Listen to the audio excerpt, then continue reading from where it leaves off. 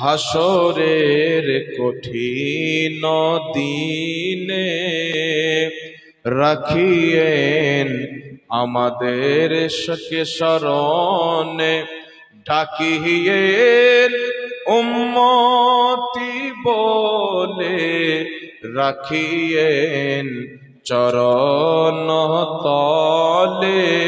ইয়া নবী সালাম আলাইকা, ইয়া রাসূল সালাম আলাইকা, ইয়া হাবিব সালাম আলাইকা, সালাওয়াতুল্লাহ। সাহাবা নবীকে দেখে কিয়াম করেছেন, আমরা তো নবীকে দেখতে পাই না। ইমাম কাজী আয়াদ রাহমাতুল্লাহ আলাইহি শিফা শরীফের মধ্যে লিখছেন, যেমন ভাবে সাহাবা নবীকে দেখে সম্মান করতেন, তেমন ভাবে কিয়ামত পর্যন্ত না দেখে সম্মান করা জায়েজ আছে। জোরে বলতে হবে সুবহানাল্লাহ। সাহাবা নবীর সম্মানে দাঁড়িয়েছেন, আমরা দাঁড়াচ্ছি, তো বিদআত হচ্ছে না সাহাবার সুন্নাত হচ্ছে? বাবা আরে জোরে বলেন। সাহাবার সুন্নাত হচ্ছে, কাফির নবীকে দেখে দাঁড়ায়নি, সাহাবা দাঁড়িয়েছেন। মুসলমানের মধ্যে কাফিরের চরিত্র থাকা উচিত নয়, সাহাবায়ে কেরামের চরিত্র থাকতে হবে। জোরে বলেন সুবহানাল্লাহ। এই জন্য আমরা কিয়াম করি। আর ওই বর্ধমানের গোপাল ভাড়ে মিহিদানা বলছেন যে কিয়ামের বয়স হলো 150 বছর। কত বছর? ওই যে কিয়ামের বয়স হচ্ছে 150 বছর। আমি ইমাম বাইহাকির কথা বললাম, প্রায় 1000 বছর পূর্বের মুহাদ্দিস।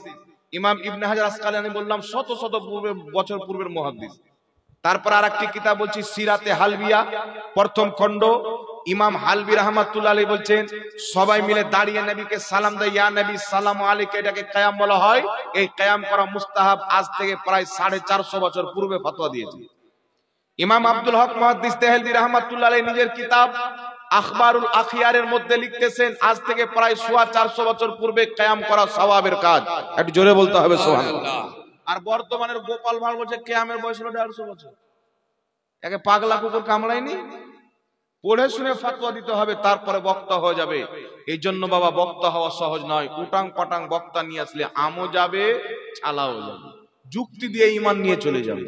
আল্লাহ পাক বুঝার তৌফিক দান করুক। সকলে পড়েন আল্লাহুম্মা আমিন। আমিন। আচ্ছা বাবা, ঈমানের পর সর্বশ্রেষ্ঠ ফরজ হচ্ছে নামাজ। কি ফরজ? নামাজ। ঈমানের পর সর্বশ্রেষ্ঠ ফরজ নামাজ। ইকামিস সালাত, নামাজ পড়ো। এই নামাজ নিয়ে মুসলমানদের মধ্যে দ্বন্দ্ব আছে না নাই? নামাজ নিয়ে দ্বন্দ্ব আছে। আমরা যখন নামাজ পড়ি নাভির নিচে হাত বানি, কিছু লোক নামাজ পড়ে বুকের উপরে হাত বানে, আর কিছু লোকের কিছু যুবক ছেলে পেলেকে কিছু লোককে রাস্তাতে ধরে চটি বই দিয়ে দেয়, ভুলভাল বই লেখা বই দিয়ে দেয়, আর ওই বই নিয়ে বুক থেকে হাত টেনে নিয়ে আসে আপনার নাভি থেকে বুকের উপরে। একটা কথা মনে রাখবেন, সমস্ত হাদিসকে সামনে রেখে পড়ে শুনে ইমাম তিরমিজি শরীফের মধ্যে ফতোয়া দিয়েছেন। তিরমিজি শরীফ নাম শুনেছেন তো? 6টি সহিহ হাদিসের কিতাবের মধ্যে একটি অন্যতম কিতাব তিরমিজি শরীফের মধ্যে ইমাম তিরমিজি রাহমাতুল্লাহ আলাইহি বলছেন, আহলুল ইলমদের, সাহাবা তাবেঈনদের এটা মাযহাব। তাদের মধ্যে অসংখ্য সাহাবা আহলুল ইলম নাভির নিচে হাত বানাকে গ্রহণ করেছেন, আবার অসংখ্য নাভির উপরে হাত বানাকে গ্রহণ করেছেন। তো ইমাম তিরমিজি কটা তরিকা বয়ান করলেন? হাত বানার দুটো তরিকা, এক নাভির নিচে, আর এক নাভির উপরে, বুকের উপরে নয়। ইমাম মালিক বলছেন বুকের উপরে হাত বানা মাকরুহ। ইবনে তাইমিয়া যারা বুকে হাত বানে তাদের সবচাইতে বড় গুরু ইবনে তাইমিয়া সিফাতুস সালাত কিতাবের মধ্যে লিখছেন বুকের উপরে হাত বানা মাকরুহ। ইবনে তাইমিয়ার ছাত্র লিখছে বুকের উপরে হাত বানা মাকরুহ। মাকরুহ বলা হয় শরীয়তে অপছন্দনীয় কাজকে, সুতরাং শরীয়তে বুকে হাত বানা অপছন্দনীয় কাজ। নাভির নিচে বা নাভির উপরে হাত বানাটাই হচ্ছে মুস্তাহাব। জোরে বল সুবহানাল্লাহ।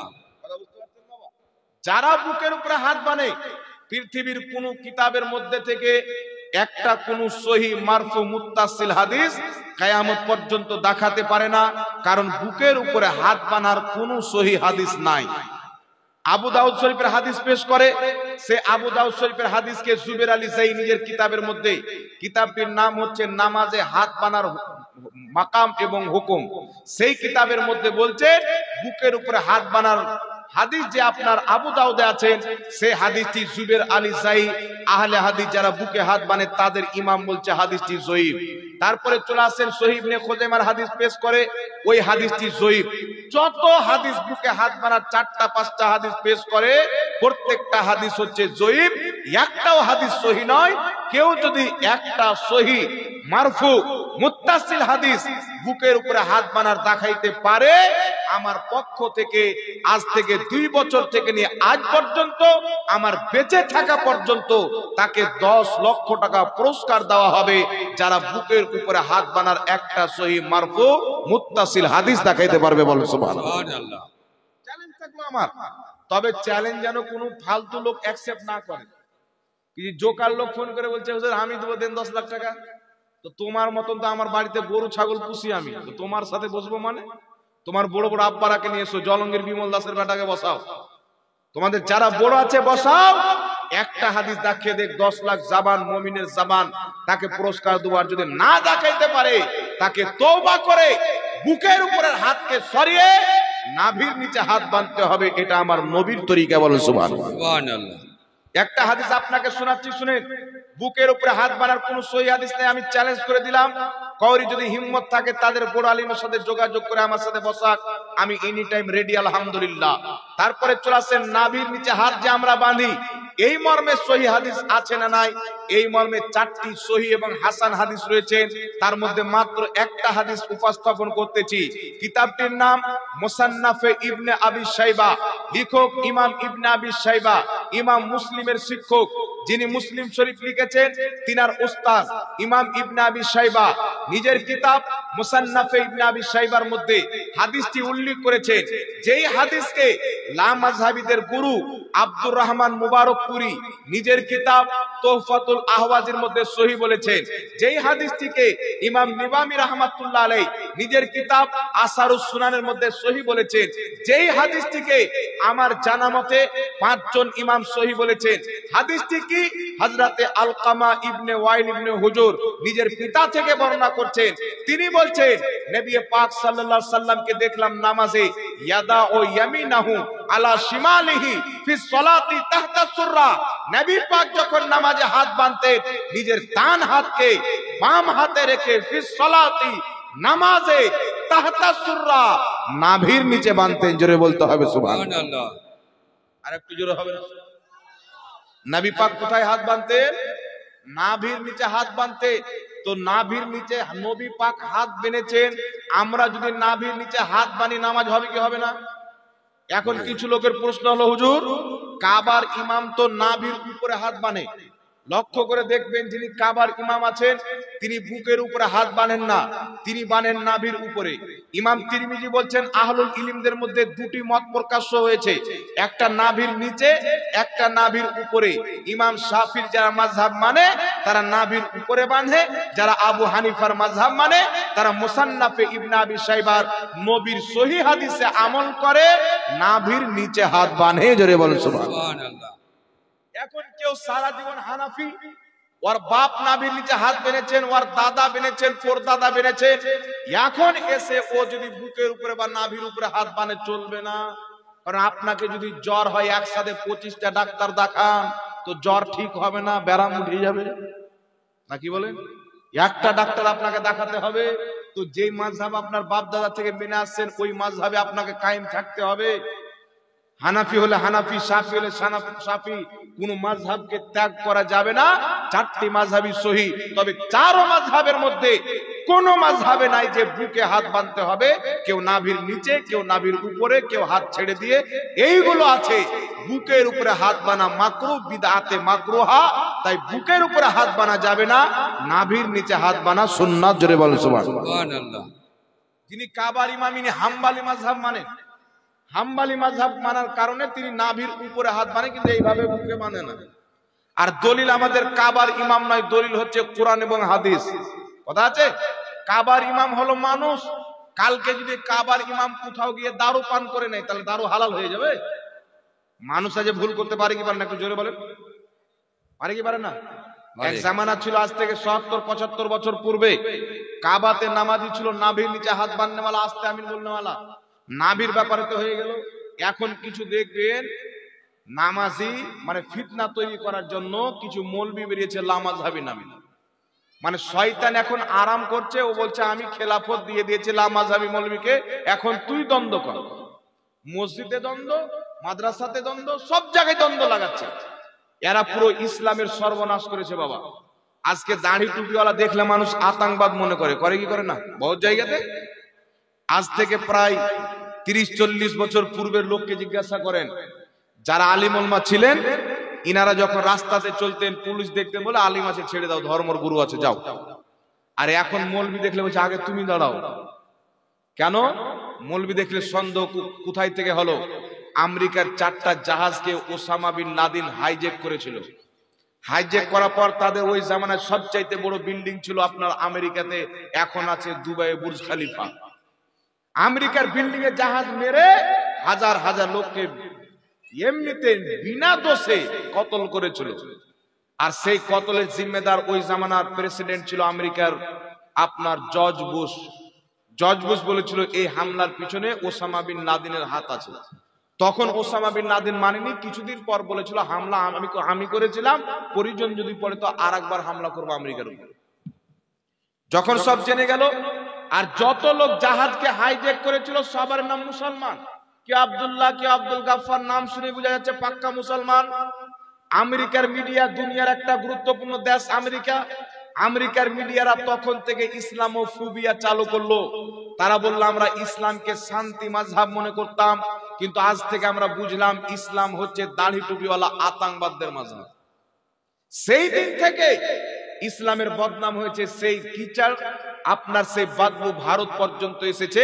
এই ভারতে এককালীন হিন্দু মুসলমান বসবাস করত, কোনো চিন্তা ছিল না। আজকে হিন্দু মুসলমানও দ্বন্দ্ব তৈরি হচ্ছে। এর জড় হচ্ছে ওয়াহাবি, এর জড় হচ্ছে লামাযহাবী। আমার কাছে ভিডিও আছে, বাংলাদেশের যত জঙ্গি ধরা পড়ছে সব লামাযহাবী, দাড়ি টুপিওয়ালা মৌলবী, সব মিথ্যা বলছে না। আমার মোবাইলে ভিডিও আছে, কেউ চাইলে আসেন, আপনাকে আমি দেখিয়ে দেবো। এরা মসজিদে মানুষকে শিখাচ্ছে জোরে আমিন বলতে হবে। একটা কথা মনে রাখবেন, ফরজ মনে করে জোরে আমিন না বললে নামাজ হবে না। এইরকম ধারণা নিয়ে জোরে আমিন বলে মসজিদে ফিতনা সৃষ্টি করে, এইরকম জোরে আমিন বলা শরীয়তে হারাম। কি হারাম? আল ফিতনা তো আসাদ্দ মিনাল কাতাল, ফিতনা হত্যা করার চাইতে মহাপাপ। আস্তে আমিন বলে নামাজ হবে না। মানুষ মনে করছে আস্তে আমিন বলার আমিন নাই। আমার নবী আস্তে আমিন বলেছেন, সাহাবা আস্তে আমিন বলেছেন, তাবেঈ আস্তে আমিন বলেছেন। আমি যদি সহিহ হাদিস না দিতে পারি, জুতোর গলা আমার মালাতে, জুতোর মালা আমার গলাতে হবে। আর কেউ যদি প্রমাণ করে আস্তে আমিন বলার কোনো সহিহ হাদিস নাই, মায়ের দুধ পান করে থাকলে আমার সামনে বসান দেখি। কত বড় বাপের বেটা আছে, বসান। হাকিম আল মুস্তাদরাক আলা সাহিহাইন হাদিসের কিতাব, সেই কিতাবের মধ্যে ইমাম হাকিম রাহমাতুল্লাহ আলাইহি হাদিস উল্লেখ করেছেন। যে হাদিসকে মুসনাদ আহমদের মধ্যে ইমাম আহমদ হাদিসটি উল্লেখ করেছেন। ইমাম হাকিম বলছেন হাযা হাদিসুন সহিহুল ইসনাদ, এই হাদিসের সনদ হচ্ছে সহিহ। মুসনাদ আহমদের হাসিয়াতে লেখা আছে ইসনাদুহু সহিহ, হাদিসের সনদ সহিহ। আলকামা ইবনে ওয়াইল ইবনে হুজুর বলেন কারা আন-নবী সাল্লাল্লাহু আলাইহি ওয়াসাল্লাম গায়রিল মাগদুবি আলাইহিম ওয়ালাদ দাল্লিন ফাকালা আমিন। হযরতে আলকামা ইবনে ওয়াইল ইবনে হুজুর বলছেন আমার নবী সাল্লাল্লাহু আলাইহি ওয়াসাল্লাম পাঠ করলেন নামাজে গায়রিল মাগদুবি আলাইহিম ওয়ালাদ দাল্লিন ফাকালা আমিন, তিনি আমিন বললেন। খাফাদা বিহা সাউতাহু, নিজের আওয়াজকে আস্তে রাখলেন, আস্তে আমিন বললেন। জোরে বলেন সুবহানাল্লাহ। তাহাবী শরীফের মধ্যে হাদিস, হযরতে আব্দুল্লাহ ইবনে মাসউদ বলছেন তিনটা জিনিস আস্তে বলতে হয়। রব্বানা লাকাল হামদ আস্তে বলতে হয়, বিসমিল্লাহ আস্তে বলতে হয়, তারপরে আপনার আমিন আস্তে বলতে হয়। অসংখ্য সহিহ হাদিস বিদ্যমান আস্তে আমিন বলাতে। তো আমার নবী আস্তে আমিন বলেছেন। ইমাম হাকিম বলছেন হাদিসটি সহিহ, হাকিম আল মুস্তাদরাকের মধ্যে আমার নবী আস্তে আমিন বলেছেন। মুসনাদ আহমদের হাসিয়াতে লেখা আছে হাদিসটি সহিহ। তাহলে বলেন আমার নবীর নামাজ হয়েছে না হয়নি? জোরে বলেন, আমার নবীর নামাজ হয়েছে না হয়নি? এখন বলবে হুজুর মক্কার ইমাম যে জোরে আমিন বলে, তো জোরে আমিন বলারও হাদিস আছে। মক্কার ইমাম হাম্বালি মাযহাব মানে ইমাম হাম্বাল জোরে আমিন বলার হাদিস থেকে মাসলা দিয়েছে। ওয়ার মান্নেওয়ালা জোরে আমিন বলে। ইমামে আজম আবু হানিফা নবীর আস্তে আমিন বলার হাদিসকে নিয়েছে। তো আমরা আস্তে আমিন বলি, এটা তো নবীর হাদিস, ওটা তো নবীর হাদিস। যে হাম্বালি মাযহাব মানবে সে ওর মসজিদে গিয়ে জোরে আমিন বলবে, চিখড়ে বলবে। আর যে হানাফি মাযহাব মানে হানাফি মাযহাব নবীর হাদিস দিয়ে দলিল দিয়েছেন, তাদের নামাজ হবে না বলে যদি কেউ জোরে আমিন বলে, এ হচ্ছে শয়তান, একে জুতো মেরে মসজিদ থেকে তাড়াতে হবে। কথা বুঝতে পারছেন বাবা? আমার নবী আস্তে আমিন বলেছেন, নামাজ হয়েছে কি হয়নি একটু জোরে বলেন। এই নবীর নামাজ হয়েছে কি হয়নি? তাহলে নবীর যদি একটাই হাদিস থাকে, আমি মেনে নিলাম একটাই হাদিস যে আমার নবী আস্তে আমিন বলেছেন, ওটাই তো আমাদের জন্য যথেষ্ট, ওটাই তো যথেষ্ট। তো মসজিদে যে কান ধরে আমিন জোরে বলে, আল্লাহ কি শুনতে পায় না? আরে যেই হাদিসে নবী বলেছেন আমিন বলতে হবে, ওই হাদিস দ্বারা প্রমাণিত আস্তে আমিন বলতে হবে। কি করে?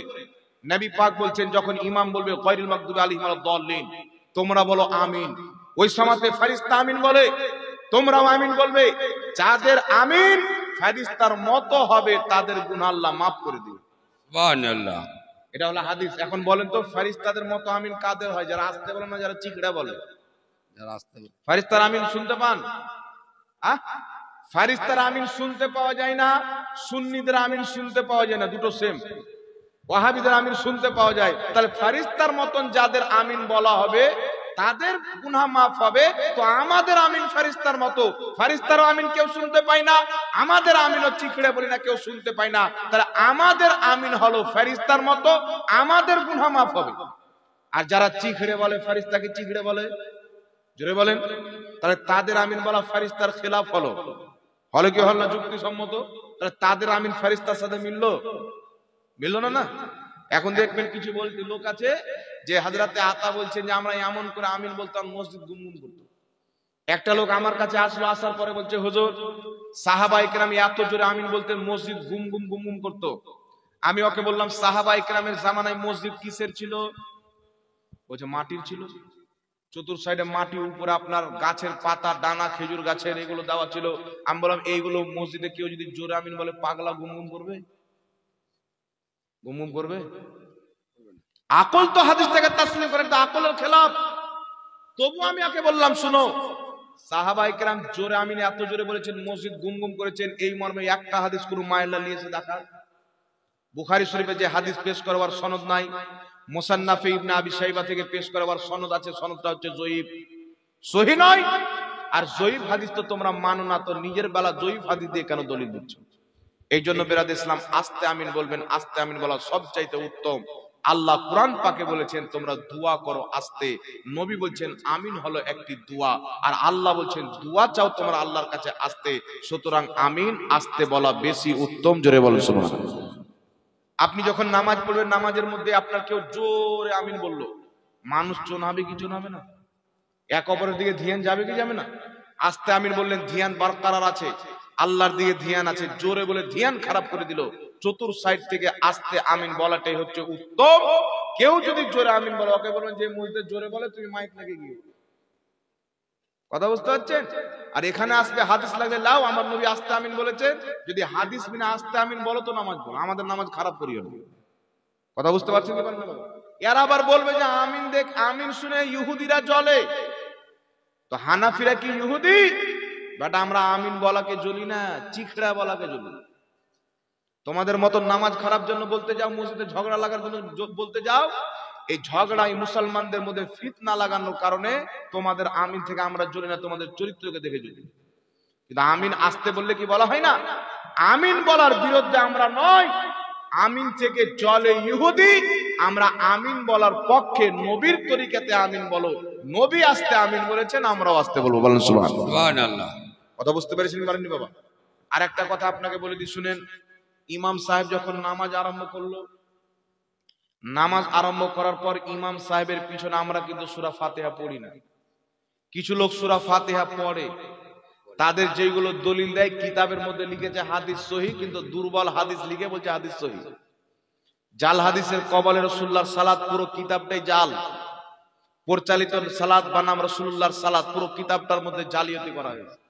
নামাজ পড়ি আমরা রাফায়দান করি না, একবার তাকবীরে তাহরিমার সময় হাত তুলি, দ্বিতীয় কোথাও তুলি না। আমরা নিয়াত করি, তারা বলে নিয়াত করা বিদআত। তবে আমরা নিয়াত কেন করি? রাসূল পাক বলছেন ইন্নামাল আমালু বিন্নিয়াত, নিয়াত হচ্ছে আমলের ফল হচ্ছে নিয়াতের উপরে।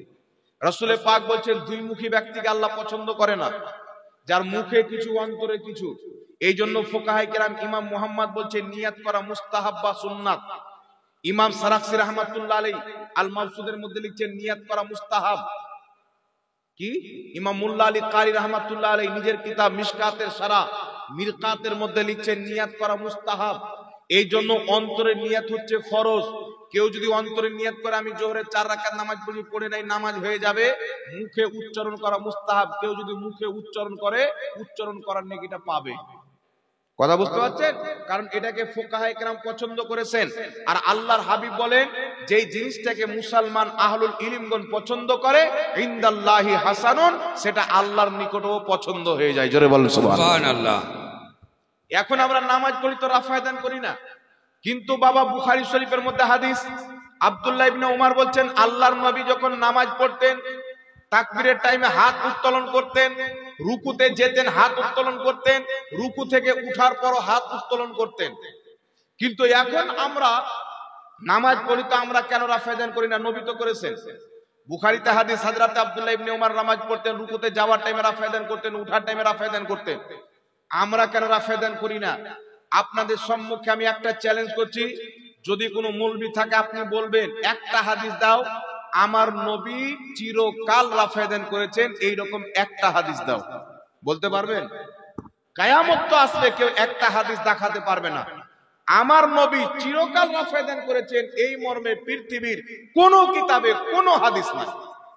কিন্তু রাফায়দান করেছেন হাদিসে আছে, কিন্তু চিরকাল করেছেন নাই। বুখারীতে হাদিস রাফায়দান করেছেন, আব্দুল্লাহ ইবনে উমর রাফায়দান করেছেন, তিরমিজি শরীফের মধ্যে সহিহ হাদিস, ইমাম তিরমিজি হাদিসটিকে হাসান বলেছেন, নাসিরউদ্দিন আলবানী হাদিসটিকে সহিহ বলেছেন।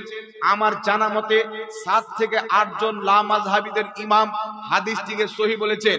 হযরতে আব্দুল্লাহ ইবনে মাসউদ বলছেন আমি কি তোমাদেরকে রাসূলুল্লাহর নামাজ শিখাবো না? লোকজন বললেন অবশ্যই শিখান। হযরতে আব্দুল্লাহ ইবনে মাসউদ নামাজ আদায় করলেন, তাকবীরে তাহরিমা ব্যতীত পূর্ণ নামাজে কোথাও হাত উত্তোলন করেননি। জোরে বল সুবহানাল্লাহ।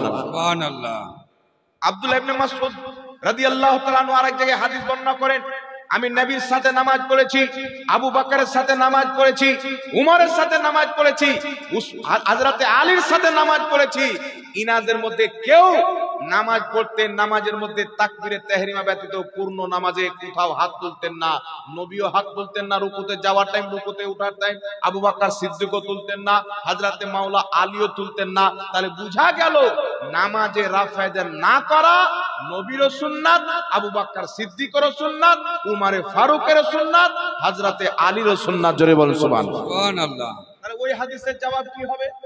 বুখারীতে হাদিস রাসূলুল্লাহ রাফায়দান করেছেন, আব্দুল্লাহ ইবনে উমর করেছেন, নবী পাক প্রথম রাফায়দান করেছেন, পরে ছেড়ে দিয়েছেন। নবী পাক প্রথম রাফায়দান করেছেন, পরে রাফায়দান করা বাদ দিয়ে দিয়েছেন। আব্দুল্লাহ ইবনে উমর রাফায়দান করেছেন, পরে তিনিও বাদ দিয়ে দিয়েছেন। উঠান তাহাবি শরীফের মধ্যে সহিহ হাদিস, ইমাম তাহাবি বিশুদ্ধ সনদে সহিহ সনদে হাদিস সংকলন করেন। হযরতে আব্দুল্লাহ ইবনে উমর যখন নামাজ পড়তেন তাকবীরে তাহরিমাতে হাত উত্তোলন করতেন, বাকি সালাম ফিরানো পর্যন্ত না রুকুতে যাওয়ার টাইম রাফায়দান করতেন, না রুকু থেকে উঠার টাইম রাফায়দান করতেন। বুখারীতে হাদিস আব্দুল্লাহ ইবনে উমর রাফায়দান করতেন, তাহাবি শরীফে হাদিস তিনি রাফায়দান করতেন না। বুঝা গেল পূর্বে করতেন, পরে ছেড়ে দিয়েছেন। জোরে বলেন সুবহানাল্লাহ। পূর্বে রাফায়দান করতেন, পরে রাফায়দান ছেড়ে দিয়েছেন। আব্দুল্লাহ ইবনে মাসউদ রাফায়দান করতেন না। আব্দুল্লাহ ইবনে উমর তিনার ছাত্র মুজাহিদ রাহমাতুল্লাহ আলাইহি আর অন্যান্য ছাত্র বলছেন উনার পিছনে 7 বছর নামাজ পড়নেওয়ালা ছাত্র। কত বছর?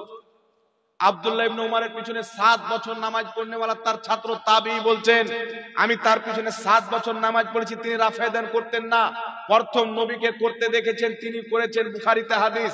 পরে নবী ছেড়ে দিয়েছেন, তিনিও ছেড়ে দিয়েছেন, তাহাবি শরীফের হাদিস। তো বুঝা গেল পূর্বে রাফায়দান করা জায়েজ ছিল, নবী করেছেন, পরে নবী ছেড়ে দিয়েছেন। তো রাফায়দান যেটা পূর্বে করেছেন ওটা তারক হয়ে গেল, রহিত হয়ে গেল।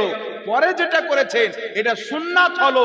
এই জন্য কিয়ামত পর্যন্ত রাফায়দান না করে বিনা রাফায়দান নামাজ পড়া, এটা হচ্ছে নবীর সুন্নত, আলীর সুন্নত, আবু বকর ওমরের সুন্নত, হযরতে আব্দুল্লাহ ইবনে মাসউদ, আব্দুল্লাহ ইবনে উমরের সুন্নত। জোরে বলতে হবে সুবহানাল্লাহ।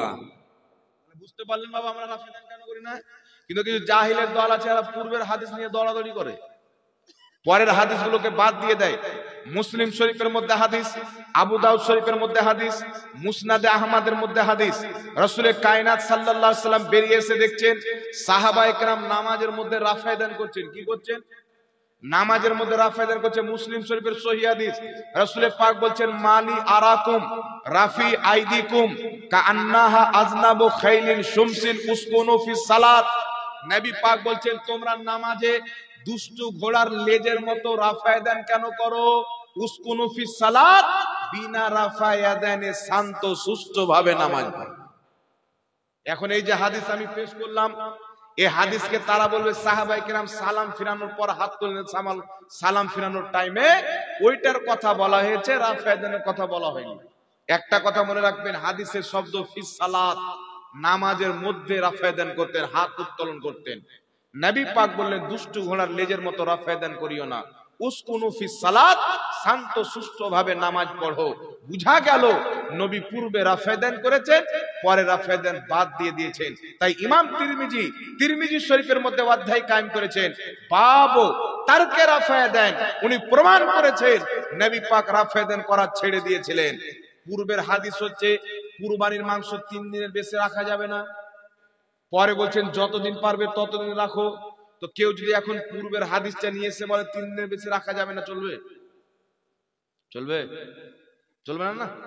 এখন লা মাযহাবি বলবে ইমাম শাফির মাযহাবে তো রাফা দান আছে, তো তুমি তো শাফিও নয় মালিকিও নয়, তোমার তো রাফা দান চলবে না।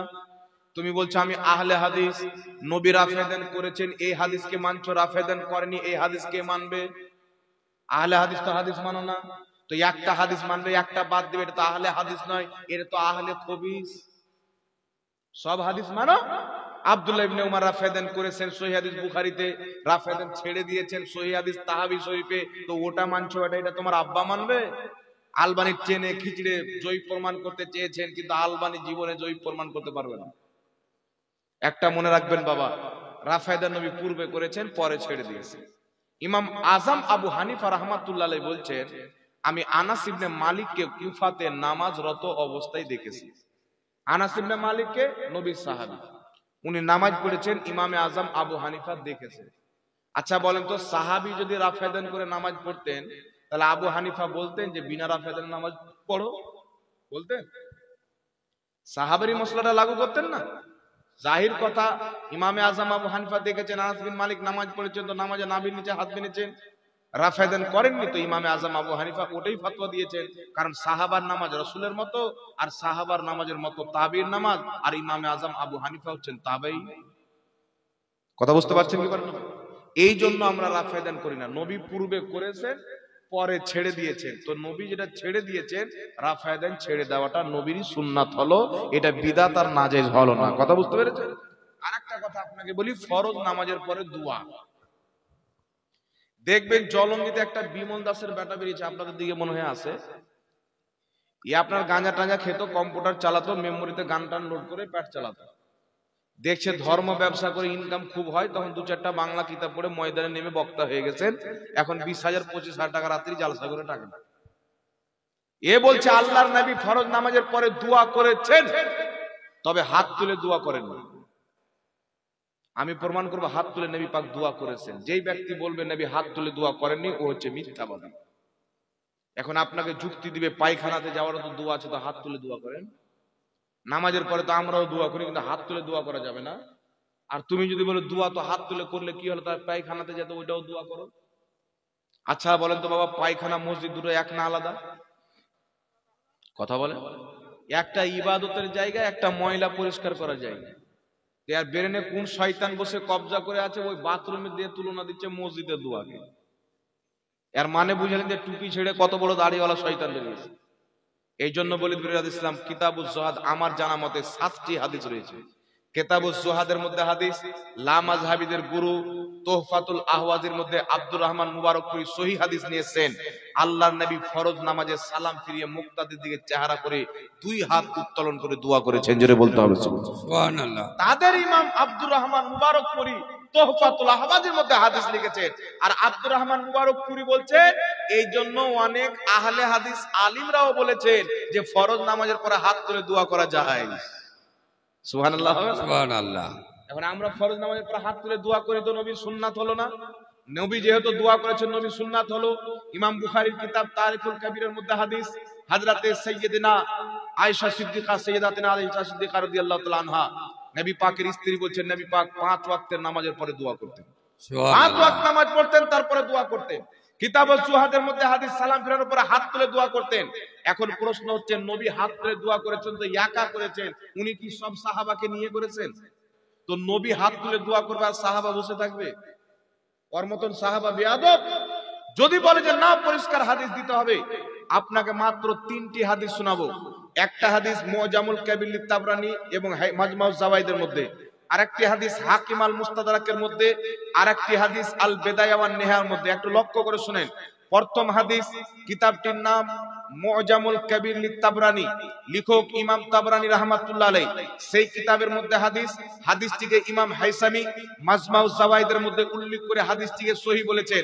আল্লাহর নবী বলছেন, যেখানে মুসলমান দলবদ্ধ হবে, একত্রিত হয়ে সবাই মিলে আল্লাহর কাছে দোয়া করবে, আল্লাহর প্রতি ওয়াজিব হয়ে যাবে দোয়াকারী যা চাইবে তা দেওয়া। জোরে বল সুবহানাল্লাহ। নবী পাক বলেছেন যেখানে মুসলমান একত্রিত হবে।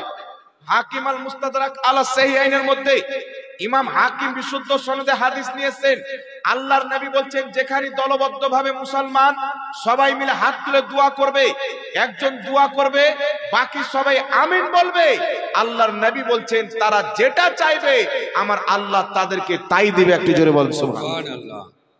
তাহলে নবী বলছেন যেখানে মুসলমান দলবদ্ধভাবে দোয়া করবে। বলেন তো বাবা, আমরা মসজিদে দলবদ্ধ হই কি হই না? জানাজাতে দলবদ্ধ হয় কি হয় না? দাফনে দলবদ্ধ হয় কি হয় না? জানাজার নামাজ পর হোক, ফরজ নামাজের পর হোক, দাফন করার পর হোক, যারা 2 হাত তুলে সবাই মিলে দোয়া করবে, একজন দোয়া করবে, বাকি সবাই আমিন বলবে, এটা নবীর হাদিসে আমল হবে। ইয়াকে যারা বিদাতি বলবে, নবীর হাদিসকে সীমাবদ্ধ করে তারা নিজেই বিদাতি হবে, দোয়াকারী হবে সুন্নাতি। জোরে বলুন সুবহানাল্লাহ। আরেকটা হাদিস আল বিদায়া ওয়ান নিহার মধ্যে ইমাম ইবনে কাসির বিশুদ্ধ সনদ সহ উল্লেখ করেছেন। ইমাম তাবারী রাহমাতুল্লাহ আলাইহি তারিখে তাবারীর মধ্যে উল্লেখ করেছেন, আল্লাহর নবী সাল্লাল্লাহু আলাইহি সাল্লাম হযরতে আলা বিন হাজরামি রাদিয়াল্লাহু তাআলা আনহুকে কিছু সংখ্যক সাহাবীর সরদার বানিয়ে যুদ্ধের ময়দানে পাঠালেন। যুদ্ধ করে তিনারা ফিরে আসতেছিলেন, একটি ময়দানে রাত্রি হয়ে গেল, তিনারা ঘুমিয়ে পড়লেন। সকালে ফজরের নামাজের যখন টাইম হয়, ভোরে ফজরের নামাজের জন্য জেগেছেন, দেখছেন তিনারা যে সাওয়ারিতে চেপে এসেছিলেন একটাও সাওয়ারি নাই, কোনটা কোথায় চলে গেছে। হযরতে আলা বিন হাজরামি বললেন আযান দাও। আযান দেওয়া হলো, তারপরে তিনারা জামাত চালু করলেন। হযরতে আলা বিন হাজরামি ইমাম, শত শত সাহাবা মুক্তাদি, তিনি নামাজ পড়ালেন। ফজরের ফরজ নামাজ কমপ্লিট করে সালাম ফিরানোর পর আলা বিন হাজরামি নিজের 2খানা হাত উত্তোলন করে দোয়া করছেন। পিছনে শত শত সাহাবী মুক্তাদি, তিনারা দেখছেন আমাদের ইমাম আলা বিন হাজরামি হাত তুলে দোয়া করছেন, পিছনের সমস্ত মুক্তাদি নিজের হাতকে উত্তোলন করে আল্লাহর কাছে আমিন আমিন বলতে থাকলেন। এত লম্বা দোয়া করলেন, সূর্য বেরিয়ে চলে আসলো। আল্লাহ তাদের দোয়া কবুল করে তাদের হারানো সাওয়ারিগুলি আমার আল্লাহ পুনরায় ফিরিয়ে দিল। জোরে বল সুবহানাল্লাহ। আল্লাহর নবীর সাহাবী আলা বিন হাজরামি ফজরের ফরজ নামাজের পর হাত তুলে দোয়া করছেন, প্রত্যেক মুক্তাদি হাত তুলে আমিন আমিন বলছেন। শত শত সাহাবী, সব সাহাবী একজনও বলছেন না হুজুর এটা তো বিদআত, হুজুর এটা তো নাজায়েজ, হুজুর এটা তো হারাম। হযরতে আলা বিন হাজরামি হাত তুলে দোয়া করলেন, শত শত সাহাবী হাত তুলে আমিন আমিন বলতে লাগলেন, কারণ তারা জানতেন ফরজ নামাজের পর ইমাম সাহেব হাত তুলে দোয়া করবে, প্রত্যেক মুক্তাদি আমিন বলবে, কিয়ামত পর্যন্ত এটা বিদআত হবে না। আলা বিন হাজরামি সহ নবী পাকের শত শত সাহাবার সুন্নাত হবে। জোরে বলতে হবে সুবহানাল্লাহ। সাহাবা যেটা করেছিলেন এটা বিদআত হবে না, সুন্নাত। নবী বলছেন 73 ফিরকার মধ্যে একটি জান্নাতি, মানা আলিহি ওয়া আসহাবি, যে আমার সাহাবীর তরিকাতে চলবে ওই দলটি হবে জান্নাতি। সুবহানাল্লাহ। সাহাবা ফরজ নামাজের পর ইমাম সাহেব দোয়া করেছেন, প্রত্যেক সাহাবা হাত তুলে মুক্তাদি আমিন আমিন বলেছেন। তাই 5 ওয়াক্তের নামাজের পর কেউ যদি হাত তুলে দোয়া করে মুক্তাদি আমিন বলে, নাজায়েজ হবে না, সাহাবার সুন্নাতে আমল। সুবহানাল্লাহ। আর আমার নবীকে জিজ্ঞাসা করা হলো হুজুর দোয়া কখন বেশি কবুল হয়? নবী বলছেন ফরজ নামাজের পর এবং তাহাজ্জুদের নামাজের পর। ফরজ নামাজের পর দোয়া বেশি কবুল হয়, সম্মিলিতভাবে দোয়া করলে সেই দোয়া অবশ্যই কবুল হয়, আমার নবী বলেছেন। তাই ফরজ নামাজের পর সাহাবী দোয়া করলেন, আল্লাহ তাদের উটকে হারিয়ে দিলেন। এখন আপনাকে যুক্তি দিবে, হুজুর আলা বিন হাজরামি তো এক ওয়াক্তে করেছেন, আপনারা 5 ওয়াক্তে কেন করেন? আলা বিন হাজরামি ফজরের ফরজ নামাজের পর করেছেন, আপনারা যোহর পর করেন, এশার পর করেন, আসর পর করেন। আলা বিন হাজরামি প্রত্যেক সাহাবা এক ওয়াক্তের নামাজের পর করেছেন, মানে 5 ওয়াক্তের নামাজের জন্য বৈধ হয়ে গেল। সাহাবা যেটা একবার করেছেন এটা হালাল না হারাম? কথা বলেন। কোন হারাম জিনিস একবার করলে হালাল হবে? হালাল জিনিস একবার সাহাবা করে নিলেন, কিয়ামত পর্যন্ত হালাল হয়ে গেল, জায়েজ হয়ে গেল। যেমন আমার আপনার নবী জীবনে একবার হজ করেছেন। কতবার? একবার হজ করেছেন। কেউ যদি 3 বার 4 বার করে জায়েজ হবে না নাজায়েজ হবে? আমি যদি বলি নবী একবার করেছেন, বেটা তুমি কেন 4 বার 5 বার করছো, তাহলে হবে? নবী পাক জীবনে একবার আযান দিয়েছেন, নাকি একবার আযান দিয়েছেন। এখন কেউ যদি 5 ওয়াক্তের নামাজে আযান দেয় কি দেয় না, তখন ওকে বলবে হুজুর নবী তো একবার আযান দিয়েছেন, হুকুম 5 ওয়াক্তের আছে। নবী পাক একবার হজ করেছেন, আপনি যত পারবেন করেন, শরীয়তে হুকুম আছে, জায়েজ আছে। তো নবী পাক মুজামুল কাবির তাবরানির হাদিসে, হাকিম আল মুস্তাদরাক আলা সাহিহাইনের হাদিসে, মাজমু জাওয়াইদের হাদিসে নবী পাক স্পষ্ট জায়েজ করে দিয়েছেন, যেখানে মুসলমান দলবদ্ধভাবে সবাই মিলে হাত তুলে একজন দোয়া করবে, বাকি সবাই আমিন বলবে, আল্লাহর কাছে যা চাইবে আল্লাহ তাদেরকে তাই দিবে। আমার নবী 5 ওয়াক্তের নামাজের পর জালসাতে, জানাজাতে যেখানে মুসলমান জামা হবে, আমার নবী দোয়া করা বৈধ করে দিয়েছেন। জোরে বলেন সুবহানাল্লাহ। যার প্রয়োজন আছে করবে, যার প্রয়োজন নাই করবে না, নাকি বলেন? আমাদের দোয়ার প্রয়োজন আছে না নাই বাবা? দোয়ার প্রয়োজন আছে না নাই? এখন তো সবচেয়ে বেশি দোয়া করতে হবে, সব হামলা মুসলমানদের উপরে, সব হামলা। এখন কিছু মৌলবি বেরিয়েছেন, এরা দোয়া করা যাবে না নিয়ে ব্যস্ত, নবী হাত তুলে দোয়া করেনি। কোন মৌলবি আছে বাবা আমাদের সাথে একবার বসন্ত আপনারা চেষ্টা করেন, যে ফরজ নামাজের পর নবী হাত তুলে দোয়া করেননি, আর পায়জামা 4 লুঙ্গি সব উলঙ্গা করে না পাঠিয়ে দিতে হবে, ক্ষমতা হবে না প্রমাণ করার, মিথ্যা কথা বলে। এই জন্য আমি আয়াত পাঠ করেছি, আল্লাহ বলেছেন ইয়া আইয়ুহাল্লাযীনা আমানুত্তাকুল্লাহা ওয়া কুনু মা'আস সাদিকিন, হে ঈমানদার আল্লাহকে ভয় করো, সত্যবাদীর সঙ্গী হও। সাহাবায়ে কেরামের জামানা থেকে 5 ওয়াক্তের নামাজের পর দোয়া হয়, আর আজকে গুদুল মুন্সি এসে বলছে দোয়া গুলো নাকি জাহান্নাম। যেই গ্রামে আজকে দোয়া হয় না, এই গ্রামও আজ থেকে 15-20 বছর পূর্বে দোয়া হতো নামাজের পর। হতো কি হতো না? জোরে বলেন। হ্যাঁ হতো। এখন নতুন শরীয়ত আসলো, আগে কি ইসলাম ছিল না? আগেকার যেটা যুগ যুগ থেকে ইসলাম চলে আসছে, ওই ইসলামটাই হলো সঠিক। আর যারা নতুন নতুন মাসলা দিয়ে কেটে বের হচ্ছে, এরাই হচ্ছে 72 জাহান্নামী। এদের থেকে ঈমান বাঁচাইতে হবে। মিথ্যার সীমা থাকে একটা। আমরা যখন মানুষকে মাটি দিই, মাটি দেওয়া, জানাজা পড়তে যাই, জানাজার নামাজের পরে দোয়া করি। মানুষকে বলে জানাজাই তো একটা দোয়া, তারপরে দোয়া করার কি দরকার? মেয়ের পাগল কোথাকার, যদি দোয়া দুবার করা হয় অসুবিধা আছে? বলেন তো, জানাজার নামাজই তো একটা দোয়া, তাহলে আর দোয়া করার কি দরকার? আমি যদি আমার বাপের জন্য 2বার 3বার দোয়া করি, তো তোর বাপের কি হলো? তোমার কেন পেটে মুরগি চেপে যায়? বুঝে নবী করেনি, সাহাবী করেনি। জানাজার নামাজের পর দোয়া নবী করতে বলেছেন, মিশকাত শরীফের হাদিস। রাসূল পাক বলছেন ইজা সাল্লাইতুম আলাল মাইয়াতি ফাখলিসু লাহু দুআ, তুমি যখন মৃত্যু ব্যক্তির জানাজার নামাজ পড়ে নিবে, তার জন্য খালিস দোয়া করবে। সুবহানাল্লাহ বলেন। সুবহানাল্লাহ। সুনানুল কুবরা লিল বাইহাকি জানাজার অধ্যায়ে হাদিস, হযরতে আলী রাদিয়াল্লাহু তাআলা আনহু জানাজার নামাজ পড়তেন, মৃত্যু ব্যক্তির দিকে 2-3 কদম আগে গিয়ে ওই মৃত্যু ব্যক্তির জন্য দোয়া করতেন। সুনানুল কুবরা লিল বাইহাকির মধ্যে ইমাম বাইহাকি জানাজার অধ্যায়ে আরেকটি হাদিস নিয়ে এসেছেন, হযরতে আবু হুরায়রা রাদিয়াল্লাহু তাআলা আনহু যখন জানাজার নামাজ পড়তেন, জানাজার নামাজে সালাম ফিরানোর পর মৃত্যু ব্যক্তির জন্য এক্সট্রা দোয়া করতেন। এই জন্য আমরাও এক্সট্রা দোয়া করি, সাহাবার সুন্নাতে আমরা। সুবহানাল্লাহ। কথা বুঝতে পারছেন বাবা? আর এ শুধু বিদআত বিদআত বিদআত, কিছু করবে না, করতেও দিবে না। দাফন করার পর কিছু লোক দেখবেন পালিয়ে যায়। কিছুদিন পূর্বে আপনার দাফন করে পালিয়ে যাচ্ছিল, এখন আবার জানাজার নামাজ পড়ে পালিয়ে যায়। তোর বাপ তুই মাটিতে, আমি গেলাম। এরকম সিস্টেম এসেছে এখন। কিছুদিন পর কি করবে, লাশকে নিয়ে গিয়ে রেখে দিবে আর বলে আপ তুই জানাজা পড়, আমরা আসি। মানে আস্তে আস্তে সবটা ছেটে বাদ দিচ্ছে, মানুষকে ইহুদি খ্রিস্টান বানাচ্ছে, মুসলমান আর থাকতে দিবে না। কিন্তু বিরাদর ইসলাম শুনেন, জানাজার নামাজ পড়তে গেলেন, জানাজার নামাজের পরে দোয়া করবেন, হাদিস দিয়ে দিলাম। দাফন করার পরে কি পালিয়ে আসাটা সুন্নাত, না ওখানে থেকে দোয়া করা সুন্নাত? আমার নবী কি বলেছেন, আবু দাউদ শরীফের মধ্যে সহিহ হাদিস, নাসিরউদ্দিন আলবানী লা মাযহাবিদের ইমাম হাদিসটিকে সহিহ বলেছে। হাদিসটি কি রাসূল পাক বলছেন, রাসূল পাক সাল্লাল্লাহু আলাইহি সাল্লাম বলছেন যে মৃত্যু ব্যক্তিকে দাফন করার পর ইদা ফারাগা মিন দাফনিল মাইয়াতি ওয়াকাফাত আলাই, মৃত্যু ব্যক্তিকে দাফন করার পর চলে যেও না, একটু দাঁড়াও। ক্বালু ইস্তাগফিরু লি আখিকুম, তোমরা তোমাদের মৃত্যু ভাইয়ের জন্য, আত্মীয় স্বজনের জন্য দোয়া করো। জোরে বলতে হবে সুবহানাল্লাহ। নবী বলছেন দাফন করে চলে যেও না, ওয়াকাফাত আলাইহি, দাঁড়াও, মৃত্যু ব্যক্তির জন্য দোয়া করো। তাহলে যারা পালিয়ে যায় তারা নবীর হাদিস মানলো না, যারা দোয়া করে তারা মানলো? কারা মানলো জোরে বলেন? যারা দোয়া করে তারা মানলাম। নবী বলেছেন যেখানে সম্মিলিতভাবে মুসলমান দোয়া করবে আল্লাহ তাদের দোয়া কবুল করবে কারেন্টের মতো। নবী নির্ধারিত করেন এখানে পড়বে, এখানে পড়বে, যেখানে মুসলমান জমা হবে সেখানেই পড়বে। নবীর হুকুম আছেন, এটা জায়েজ হবে। যদি কোনো কাঠমুন্সি বলে জানাজার পর পড়া যাবে না, জোহর নামাজের পর দোয়া করা সম্মিলিত যাবে না, তাকে আপনি বলবেন নবী বলেছেন যেখানে মুসলমান একত্রিত হয়ে আল্লাহর কাছে দোয়া করবে, সবাই মিলে হাত তুলে, আল্লাহ তাদের দোয়া কবুল করে নিবে। তুমি যদি বলে জানাজার পর চলবে না, হাদিস দেখাও। নবী বলেছেন জানাজার নামাজে বাদ দিয়ে জমা হবে, বা ফরজ নামাজ বাদ দিয়ে জমা হবে, বা দাফনের জায়গা বাদ দিয়ে যেখানে জমা হবে। একটা হাদিস দেখাও, দেখাতে পারবে? কিয়ামত তো আসতে পারে, দেখাতে পারে না। এগুলো আমার নবী জায়েজ করেছেন। যে মোল্লা বলেন না জায়েজ, এ শয়তানের দালালি করছে।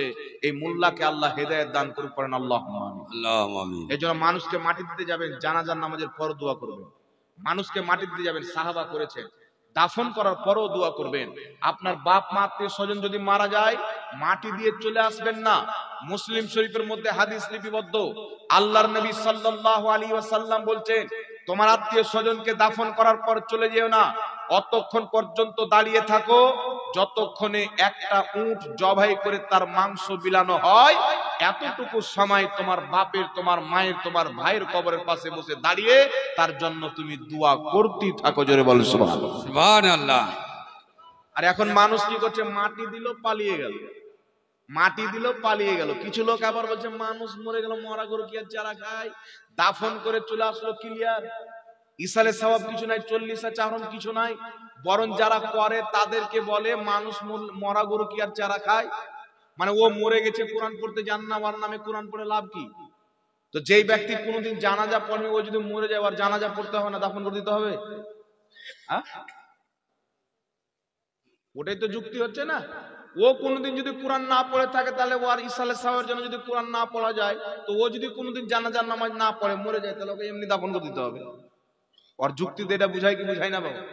আরে বেটা, যে বেশি গুনাহ করেছেন ওর জন্য তো কোরআন বেশি পাঠ করতে হবে, ওর জন্য তো দান বেশি করতে হবে, ওর জন্য তো ইসালে সওয়াব বেশি করতে হবে।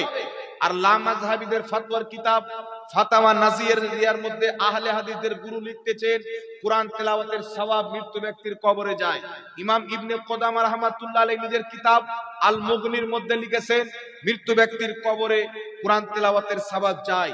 ইমাম জালালউদ্দিন সিউতি রাহমাতুল্লাহ আলাইহি শারহুস সুদুরের মধ্যে লিখেছেন আত্মীয় স্বজনের মারা যাওয়ার পর যারা কোরআন তেলাওয়াত করতে জানে তাদেরকে ডেকে একত্রিত হয়ে আস্তে আস্তে কোরআন তেলাওয়াত করে খতম করে তার জন্য দোয়া করা হয়, এটা যায় এবং সেই তেলাওয়াতের সওয়াব মুর্দার কবরে যায়। জোরে বলেন সুবহানাল্লাহ। হিলিয়াতুল আউলিয়ার মধ্যে হাদিস। তারপরে ইমাম ইবনে রজব তাফসীর ইবনে রজবের মধ্যে হাদিসটি উল্লেখ করেছেন। ইমাম জালালউদ্দিন সিউতি আল হাওয়াইলিল ফাতাওয়ার মধ্যে উল্লেখ করে বলছেন ওয়া রিজালুহু রিজালুস সহিহ, এই হাদিসের সমস্ত বর্ণনাকারী সহিহ। বর্ণনাকারী হযরতে তাউস বিখ্যাত তাবিঈ বলছেন ইন্নাল মাউতা ইয়াফতানুনা ফি কুবুরিহিম সাবআ ফাকানু ইস্তাহিব্বুনা আইয়াতামা আনহু তিলকাল আইয়াম। হযরতে তাউস বলছেন আমাদের জামানায়, সাহাবার জামানায় যদি কোনো ব্যক্তি মারা যেত, আমরা সেই মৃত্যু ব্যক্তির নামে 7 দিন পর্যন্ত মানুষকে খাওয়া দাওয়া করাতাম। সুবহানাল্লাহ। কদিন পর্যন্ত? 7 দিন পর্যন্ত খাওয়া দাওয়া করাতাম। আবু দাউদ শরীফের মধ্যে সহিহ হাদিস, সাদ বিন আবাদা নবীর সাহাবী আসলেন, ইয়া রাসূলুল্লাহ আমার মা ইন্তিকাল করেছে, আমার মায়ের ইসালে সওয়াব করতে চাই, তো আমি কি এমন জিনিস সাদকা করব যেটা আমার মায়ের জন্য বেশি উপকৃত হবে, লাভবান হবে? আল্লাহর নবী বলছেন পানি সাদকা করো। হযরতে সাদ বিন আবাদা একটা কুয়া দান করলেন আর বললেন হাদিহি লি উম্মে সাদ, এই কুয়াটা হচ্ছে সাদের মায়ের জন্য, অর্থাৎ পানি পান করবে মানুষ, সওয়াব পাবে তিনার মা। সুবহানাল্লাহ। তাহলে পানি পান করার স্বভাব যেভাবে যায় ওইভাবে খাওয়া দাওয়ার স্বভাবও যায়। তাই বাপ মা মারা গেছেন, আত্মীয় স্বজন মারা গেছেন, 4 দিনে, 40 দিনে, 3 দিনে, 4 দিনে, যেই দিন আপনি পারেন। এখন কিছু লোক মার্কেটে বেরিয়েছে, বলছে দিন ধার্য করে করা যাবে না, 4 দিনে দিন ধার্য করে করা যাবে না, 40 দিনে করা যাবে না, বিনা দিন ধার্য করে চলো, তোমার বাড়ি কুত্তাও আসবে নাকি বলেন বাবা? একটা ডেট করবেন, মানুষকে বলবেন, তেমনি তো আসবে। আর আপনি হাড়ি চাপিয়ে বসে আছেন, কাউকে বলেননি, ডেটই বলেননি, কাউকে দাওয়াতে দিন, আসবে? আসবে। তবে কাঠ ছাপিয়ে যেমন বিয়ের দাওয়াত দেয় এইরকম দাওয়াত দেওয়া যাবে না। এমনি বলে দিলেন আমার বাড়িতে ইসালের স্বভাব আছে, আপনারা আসবেন, বাস। কাঠ ছাপিয়ে বাড়িতে বলে কাপড় চুপড় নিয়ে এসে দিবে, এগুলো জায়েজ নাই। 40 চাহরমে কাপড় নিয়ে এসে দিচ্ছে, কাঠ ছাপিয়ে দাওয়াত দিচ্ছে, এইভাবে দাওয়াত দেওয়া, কাপড় চুপড় লাওয়া বা কাপড় দেওয়া, এটা জায়েজ নাই। এটা হচ্ছে খুশিতে, আর ইসালের স্বভাব এটা খুশির খাবার নয়, এটা ইসালের স্বভাবের খাবার। কথা বুঝতে পারছেন? এই জন্য কাপড় নিয়ে এসে দিচ্ছে, চাপড় নিয়ে দিচ্ছে, এইগুলো লাওয়া দেওয়া করা যাবে, এইগুলো জায়েজ নাই, এইগুলো থেকে বাঁচবেন। 4 দিনে করেন, 40 দিনে করেন। যদি কোনো ব্যক্তি বলে হুজুর ডেট ফিক্স করে দিলেন তাই নাজায়েজ হয়ে যাবে, তাহলে ওই মৌলবীকে বলবেন যে তোমার বাপ মায়ের বিয়েটা ডেট ফিক্স করে হয়েছিল কি হয়নি, বলতে পারবেন? যদি সে বলে যে আমার বাবা মায়ের বিয়েটা ডেট ফিক্স করে হয়েছিল না, আমার বাপ মা তো পালিয়ে বিয়ে করেছে, ওকে বলেন পালিয়ে বিয়ে করলে তো ডেট লাগবে। তোমার আব্বা বলেছে তোমার মাকে ফুলটুসি 2টার সময় ইটাহার বাস স্ট্যান্ড আসিস, ডেট লাগবে কি লাগবে না? আর পালালে তো একটা ডেট লাগবে, হ্যাঁ? বিনা ডেটে হয়? তাহলে মৌলবী যদি করে ডেট করে করলেন তো হারাম হয়ে গেল, তো তোমার বাপ মায়ের বিয়েটা যে হারাম, তাহলে মৌলবীটা কি হবে? তো হারাম জাদা মৌলবী এগুলো ফতোয়া দেয়, হালাল জাদা মৌলবী দেয় না। বুঝতে পেরেছেন? আল্লাহ হেদায়েত দান করুক, সকল করুন আল্লাহুম্মা আমিন। একজন মৌলবী আমাকে বলছে মৃত ব্যক্তি কোরআন তেলাওয়াত করে কোনো লাভ নাই। আমি ওকে রেফারেন্স দিয়ে দিলাম, এগুলো মাজমা জাওয়াইদের মধ্যে হাদিস করলাম, সাহাবায়ে কেরাম পর্যন্ত তাদের আকীদা ছিল যে মৃত ব্যক্তির কবরের পাশে বা তার জন্য কোরআন তেলাওয়াত করলে মৃত ব্যক্তি লাভবান হয়। তখন কি করলো যে হুজুর তাহলে দলিল আছে তো ঠিক আছে, তো আমার বাপ মারা গেছে আমি পড়বো, ভাড়া করে লোক নিয়ে এসে লাভ কি? অমুক হুজুরকে নিয়ে এসো, অমুক গ্রামের লোককে নিয়ে এসো, ভাড়া করা লোক নিয়ে এসে লাভ কি? আমি ওকে বললাম আচ্ছা বলো তো তোমার মসজিদে যেটা ইমাম আছে ওটা কি তোমার জন্ম দেওয়া বেটা আছে না ভাড়া করা ইমাম আছে? বলছে ইমাম সাহেবকে আমরা 12,000 টাকা বেতন দিই। 12,000 ভাড়া করেছো? মাদ্রাসার শিক্ষক গুলো কি করছে যে ওগুলো ভাড়া করা? তো মাদ্রাসায় কোরআন পড়াচ্ছ ভাড়া করা ইমাম শিক্ষক নিয়ে এসে, হাদিস পড়াচ্ছ, তোমার মসজিদের ইমাম ভাড়া করা, তোমার বাপ মায়ের জানাজা পড়াচ্ছে ভাড়া করা ইমাম সাহেব, বিয়েটা পড়াচ্ছে ভাড়া করা ইমাম সাহেব। তো ভাড়া করলে নাজেজ হয়ে যেত, সবই তো নাজেজ হয়ে যাবে, তুমিও নাজেজ হয়ে যাবে নাকি বলেন? এই মৌলবীদের আকল কম, বিদ্যা কম, অল্প বিদ্যা ভয়ঙ্করী। কোন মুসলমান এক অপরের ভাড়া করা হয় না, এক অপরের উপকার করা বলে। কি করা বলে? আল্লাহ বলছেন তাকওয়া এবং পরহেজগারির কাজে, নেকির কাজে এক অপরকে সহযোগিতা করো। আমার বাবা মারা গেছেন, আপনি কিছু জানেন, কোরআন তেলাওয়াত করতে জানেন, তাসবিহ তাহলিল জানেন, পাঠ করলেন, সেই সওয়াবগুলি আমার বাবার নামে বকশে দিলেন, এটা আপনি আমার উপকার করলেন। কথা বুঝতে পারছেন? হুজুর এসেছেন, কেউ যদি খুশিতে তাকে নাজরানা দিতে চাই দিতে পারে। মৌলবী বলছেন, একটা মৌলবী আছে আমার ব্যাপারে বলছে বর্ধমানের পোল্ট্রি মুরগি, যে ঝাড়খণ্ডের জাহাঙ্গীর যেটা লুঙ্গি পড়ে আছে ওটা মাজারের টাকার, যেটা পায়জামা পরে আছে ওটা জিয়ারত করা টাকার, মাজারের টাকার পরে আছে। আচ্ছা বলেন তো বাবা, ওই মৌলবী যে স্টেজে এগুলো বলছে, ওই স্টেজে ফ্রিতে এসে না 20,000 টাকা নিয়ে এসছে? হ্যাঁ, যে মৌলবী স্টেজে বক্তব্য দিচ্ছে ও বিনা টাকাতে এসছে না টাকা নিয়ে এসছে? টাকা নিয়ে আসেনি তো। ও হারামখোর যে লুঙ্গি পড়ে ও তো 10-এর টাকাতেই পড়ে না। ওর বাপ ওকে মানুষ করেছে কি নিয়ে জানেন? ওর বাবা মানুষ করেছে ওই ফেতরার টাকা খেয়ে ওকে মানুষ করেছে। ও বলছে আইয়ুহান নবী, হে সম্মানিত নবী, আল্লাহ কত সম্মান দিয়েছে। আচ্ছা বলেন তো বাবা, ইয়া আইয়ুহান নবীর অর্থ কি করলো? হে সম্মানিত নবী। নিজের ধর্মকে টিকার জন্য, মানুষকে গুমরাহ করার জন্য কোরআন পাকের অনুবাদ চেঞ্জ করলো। ইয়া আইয়ুহান নবীর অর্থ যদি হে সম্মানিত নবী হয়, কোরআন পাক আছে ইয়া আইয়ুহাল কাফিরুন, আছে না নাই? তাহলে কি হবে? হে সম্মানিত কাফির। এটা অনুবাদ হবে কি হবে না? জোরে বলেন, হবে কি হবে না? তো ইয়া আইয়ুহান নবী, ইয়া আইয়ুহাল কাফির, দুটোই কোরআন পাক আছে। কুল ইয়া আইয়ুহাল কাফিরুন, আছে না নাই? তাহলে এখানে যদি হে সম্মানিত নবী হয়, তাহলে এখানে হে সম্মানিত কাফির হবে কি হবে না? তাহলে মৌলবীর একটা চোখ আছে একটা নাই, একদিক পড়েছে নবীর বেলা, কাফিরের বেলাটা ভুলে গেছে। তো ইয়া আইয়ুহান নবীর অর্থ হলো হে নবী, ইয়া নবীর অর্থ হলো হে নবী। প্রসিদ্ধ গ্রামারের কিতাব শারহে জামি প্রত্যেক মাদ্রাসায় পড়ানো হয়। সেই শারহে জামির মধ্যে লিপিবদ্ধ, ইজা ক্বালা ইয়া রাজুলু ফামানাহু কামানা ইয়া আইয়ুহার রাজুল, ইয়া আইয়ুহার রাজুলের অর্থ যেটা, ইয়া রাজুলের অর্থই সেটা, ইয়া আইয়ুহান নবীর অর্থ যেটা, ইয়া নবীর অর্থও সেটা। জোরে বলেন সুবহানাল্লাহ। এখন প্রশ্ন হচ্ছে বিরাদর ইসলাম, ইয়া নবী বললে নবীকে অপমান করা হয়, এইরকম দলিল পৃথিবীর কোন মাটিতে নাই। আপনারা একটু বলেন তো, ইয়া নবী বললে যদি নবীর অপমান হয়, তাহলে ইয়া আল্লাহ বললে আল্লাহর অপমান হবে কিনা? কথা বলেন। ইয়া নবী বললে যদি নবীর অপমান হয়, তো আল্লাহ বড় না নবী বড়? নবী বড় না আল্লাহ বড়? জোরে বলেন। আল্লাহ বড়। আল্লাহ খালিক, নবী মাখলুক। আল্লাহ মাবুদ, নবী বান্দা। আল্লাহ সাজদা পানে वाला, নবী সাজদা করনে वाला। আল্লাহ ইবাদত পানে वाला, নবী ইবাদত করনে वाला।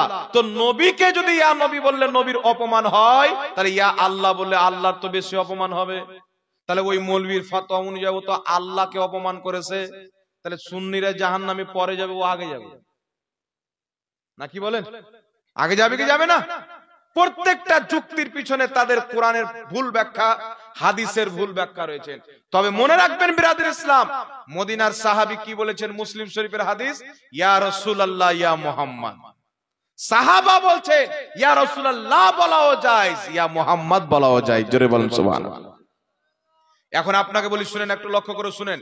নবী পাক সাল্লাল্লাহু আলাইহি ওয়াসাল্লামকে আল্লাহ কোরআন পাকে ইয়া আইয়ুহান নবী বলেছেন, অন্য নবীকে ইয়া মুসা, ইয়া ঈসা, ইয়া ইয়াহইয়া বলে ডেকেছেন। তাহলে বোঝা গেল ইয়া আইয়ুহান নবী বলে নবীকে সম্বোধন করা জায়েজ আছে, ইয়া নবী বলে সম্বোধন করা জায়েজ আছে। এখন আপনাকে বলি, শুনেন, আগে নাম পরে সালাম, একটা মাসলা।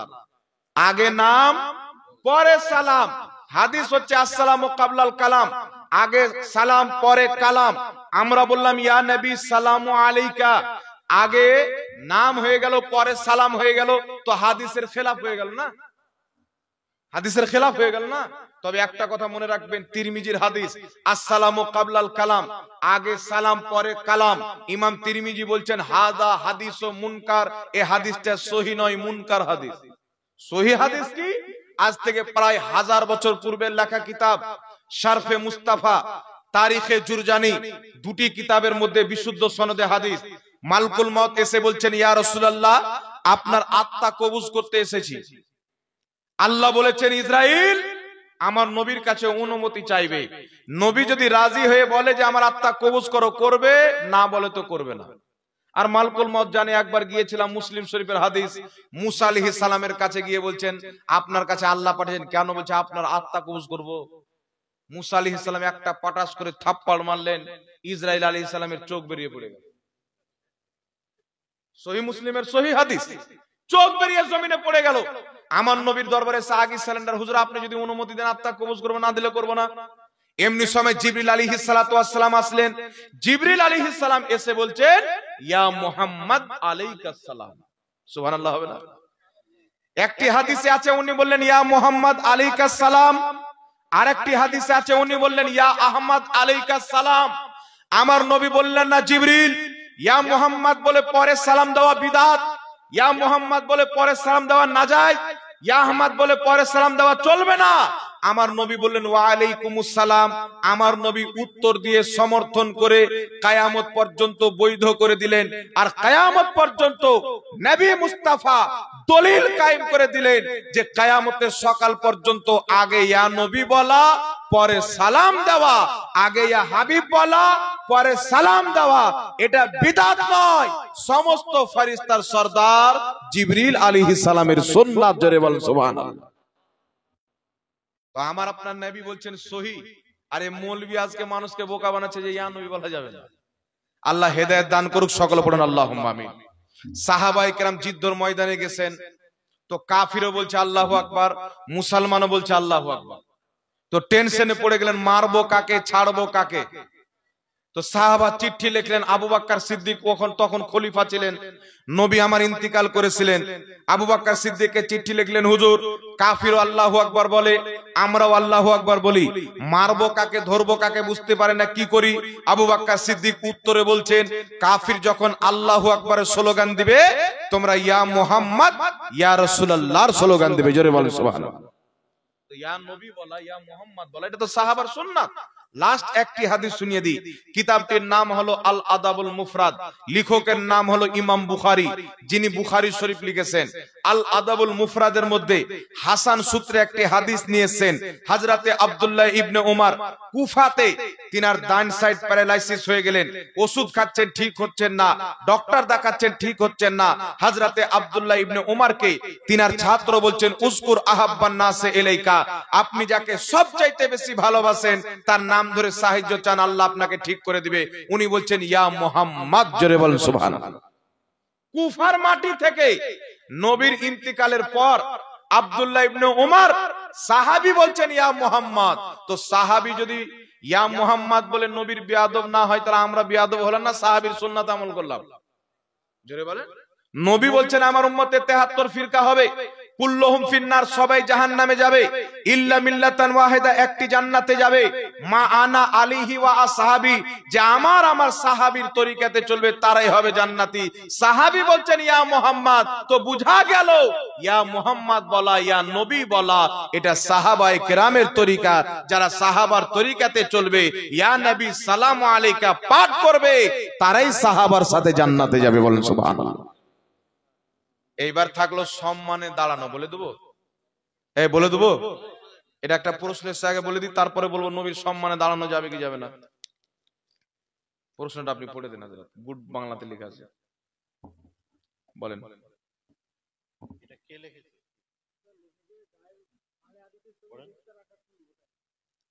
আচ্ছা দেন দেন।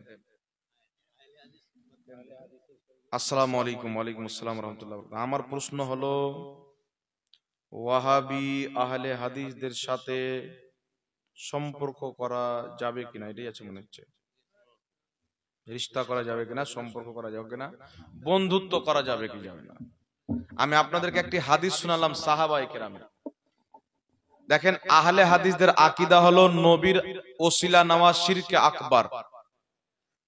নবীর ওসিলা শিরকে আকবার। আচ্ছা, তো আমার দিকে বাড়াচ্ছেন তো মনে হচ্ছে আমাকে দিচ্ছেন আপনারা। নবী পাক সাল্লাল্লাহু আলাইহি সাল্লাম হযরতে আলীর মা যখন ইন্তিকাল করলেন, মাজমাউ জাওয়াইদের মধ্যে সহিহ হাদিস, তো আল্লাহর নবী দোয়া করলেন, আল্লাহ তুমি আমার মায়ের মাগফিরাত করো বিহাক্কে নবিয়্যিকা ওয়াল আম্বিয়া আল্লাযিনা মিন ক্বাবলি। তোমার নবী আমার ওসিলায় এবং পূর্বের সমস্ত নবীর ওসিলায়। কে দোয়া করছেন? আমার নবী। তাহলে আমার নবী দোয়া করছেন আমার ওসিলায়, পূর্বের সমস্ত নবীর ওসিলায়। তাহলে নবীগণের ওসিলা নামাজ জায়েজ না নাজায়েজ? নবীর সুন্নাত। আমার নবী নিয়েছেন, সাহাবা নিয়েছেন, তাবরানী শরীফের মধ্যে সহিহ হাদিস। এখন লা মাযহাবীদের আকীদা হলো নবীর ওসিলা হলো শিরিক। নবীর ওসিলা কি? শিরিক। তো যে কাজটা নবী করেছেন সেটাকে যদি শিরিক বলে, তাদের ফতোয়া অনুযায়ী আমার নবী মুশরিক, আমার নবী শিরিক করেছেন। তো এদের এমন এমন ফতোয়া আছে, এদের ফতোয়া অনুযায়ী নবীও শিরিক করেছেন, সাহাবাও শিরিক করেছেন, আর আল্লাহ বলছেন ওয়াবতাগু ইলাইহিল ওসিলা, আমার নিকটে ওসিলা পেশ করো, তো আল্লাহও শিরিক করেছেন। কেউ বেঁচে নাই। এমন উটপাটাং ফতোয়া দেয়, শিরকের ফতোয়া, জঘন্যতম ফতোয়া। রাসূল বলছেন, যদি কেউ কোনো মুসলমানকে মুশরিক বলে, সে নিজে কাফির মুশরিক হবে। যদি কেউ কোনো মুসলমানকে মুশরিক বলে, সে নিজেই কাফির হবে, ইসলাম থেকে বেরিয়ে যাবে, চিরস্থায়ী জাহান্নামী হয়ে যাবে। এই জন্য বিরাদ ইসলাম, তাদের আকীদা নবীর ওসিলা শিরিক। তাদের ওসিলা কিয়ামতের নবী কোনো উপকার করতে পারবে না। আর হাদিস হচ্ছে, হাদিসের মধ্যে একটি হাদিসকে বলা হয় হাদিসে মুতাওয়াতির। হাদিসে মুতাওয়াতির বলা হয় যে হাদিসকে এত সংখ্যক সাহাবা বর্ণনা করেছেন যার মিথ্যা হওয়া অসম্ভব। এই ধরনের হাদিসকে বলা হয় হাদিসে মুতাওয়াতির। আর হাদিসে মুতাওয়াতিরকে কেউ যদি অস্বীকার করে, ওই ব্যক্তি কাফির। আর হাদিসে মুতাওয়াতির দ্বারা প্রমাণিত আল্লাহ তাবারাক ওয়া তাআলার হাবিব কিয়ামতের ময়দানে শাফাআত করবেন। ইবনে মাজাহ সহিহ হাদিস, রাসূল বলছেন শাফাআতি লি আহলিল কাবাইরি মিন উম্মতি, আমি কিয়ামতের ময়দানে আমার উম্মতের বড় বড় পাপীদের শাফাআত করে জান্নাতে নিয়ে যাব। জোরে বলেন সুবহানাল্লাহ। বুখারীতে একাধিক হাদিস, রাসূল পাক বলছেন আমি আমার উম্মতের শাফাআত করে জান্নাতে নিয়ে যাব। লা মাযহাবীদের আকীদা হলো কিয়ামতের ময়দানে নবী কোনো উপকার করতে পারে না।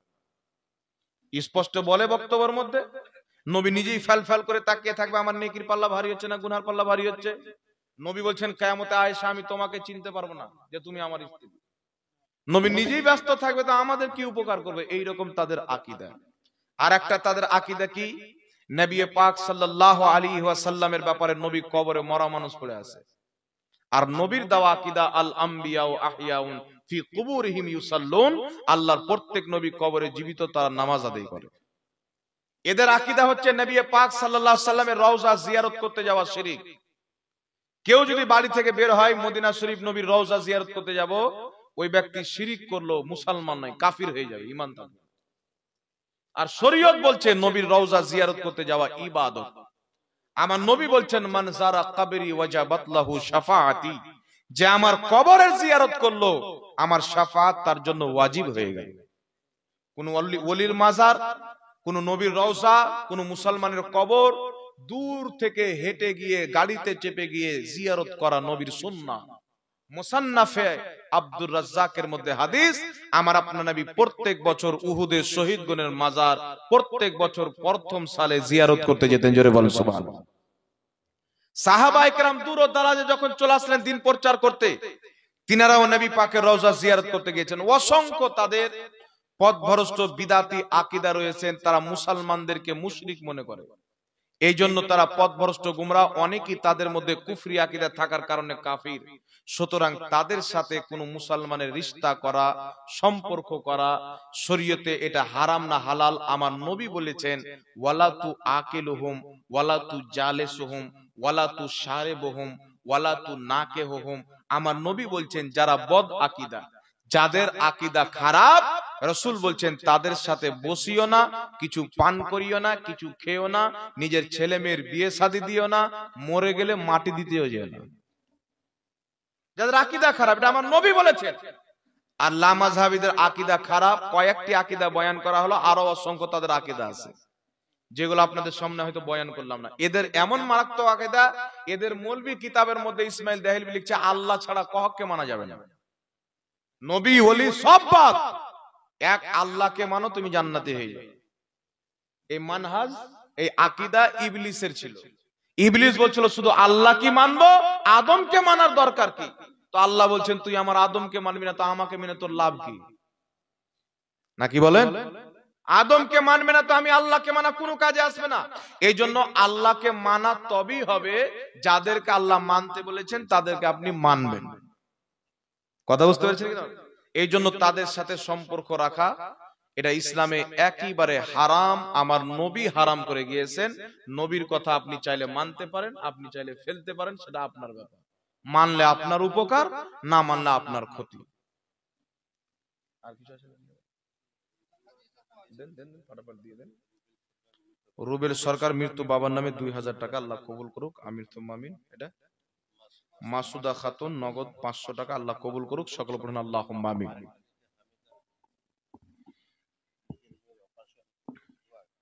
একজন হামেদা নামের মা, তার মেয়ে অপারেশন হবে, দান দিয়েছেন, দোয়া করতে বলেছেন, আল্লাহ পাক তার মেয়েকে সুস্থতা দান করুক, সকল পড়েন আল্লাহুম্মা আমিন। তাড়াতাড়ি।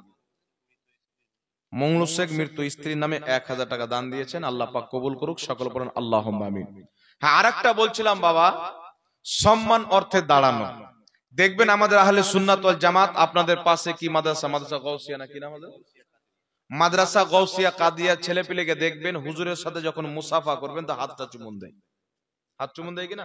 আবার অনেকে দেখবেন আহলে সুন্নাত ওয়াল জামাতের মধ্যে বাংলাদেশে একজন আলিম আছেন গিয়াসউদ্দিন তাহরি, নাম শুনেছেন? জিকির গুলো শুনে মনে আছে। তো এই লোকটা একদিন কোন মাদ্রাসাতে গিয়েছেন, তো ছেলে পেয়ে পা ছুঁয়ে সালাম দিচ্ছেন। অনেক মৌলবি বলছে শিরিক, নাজায়েজ, হারাম, একদম শিরিক বানিয়ে দিল। শিরিক ডাল ভাত নয় বাবা, শিরিক মানে ইসলাম থেকে বেরিয়ে গেল, সবচাইতে মহাপাপী, কাফিরের চাইতেও খারাপ। তো আমাদের আহলে সুন্নাত ওয়াল জামাত যারা বড় সম্মানিত ব্যক্তি, তাদের কদম বসি করে, মা বাপের কদম বসি জায়েজ।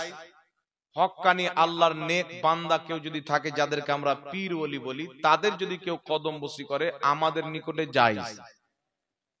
কিন্তু বাংলাদেশে কিছু মৌলবি আছে দেখবেন হাতকে চুমুন দিল, লামাযহাবী হাত চুমুন দিচ্ছে তো বলছেন না, হাত চুমুন দেওয়া শিরিক, কারণ হাত চুমুন দিবেন তো ঝুঁকতে হবে, আর ঝুঁকলি শিরিক হয়ে গেল। মানে এদের কথা হচ্ছে ঝুঁকলি শিরিক, আচ্ছা বলেন তো বাবা, হাত চুমুন দিয়ে ঝুঁকলে যদি শিরিক হয়, এদের নিকটে শিরিক।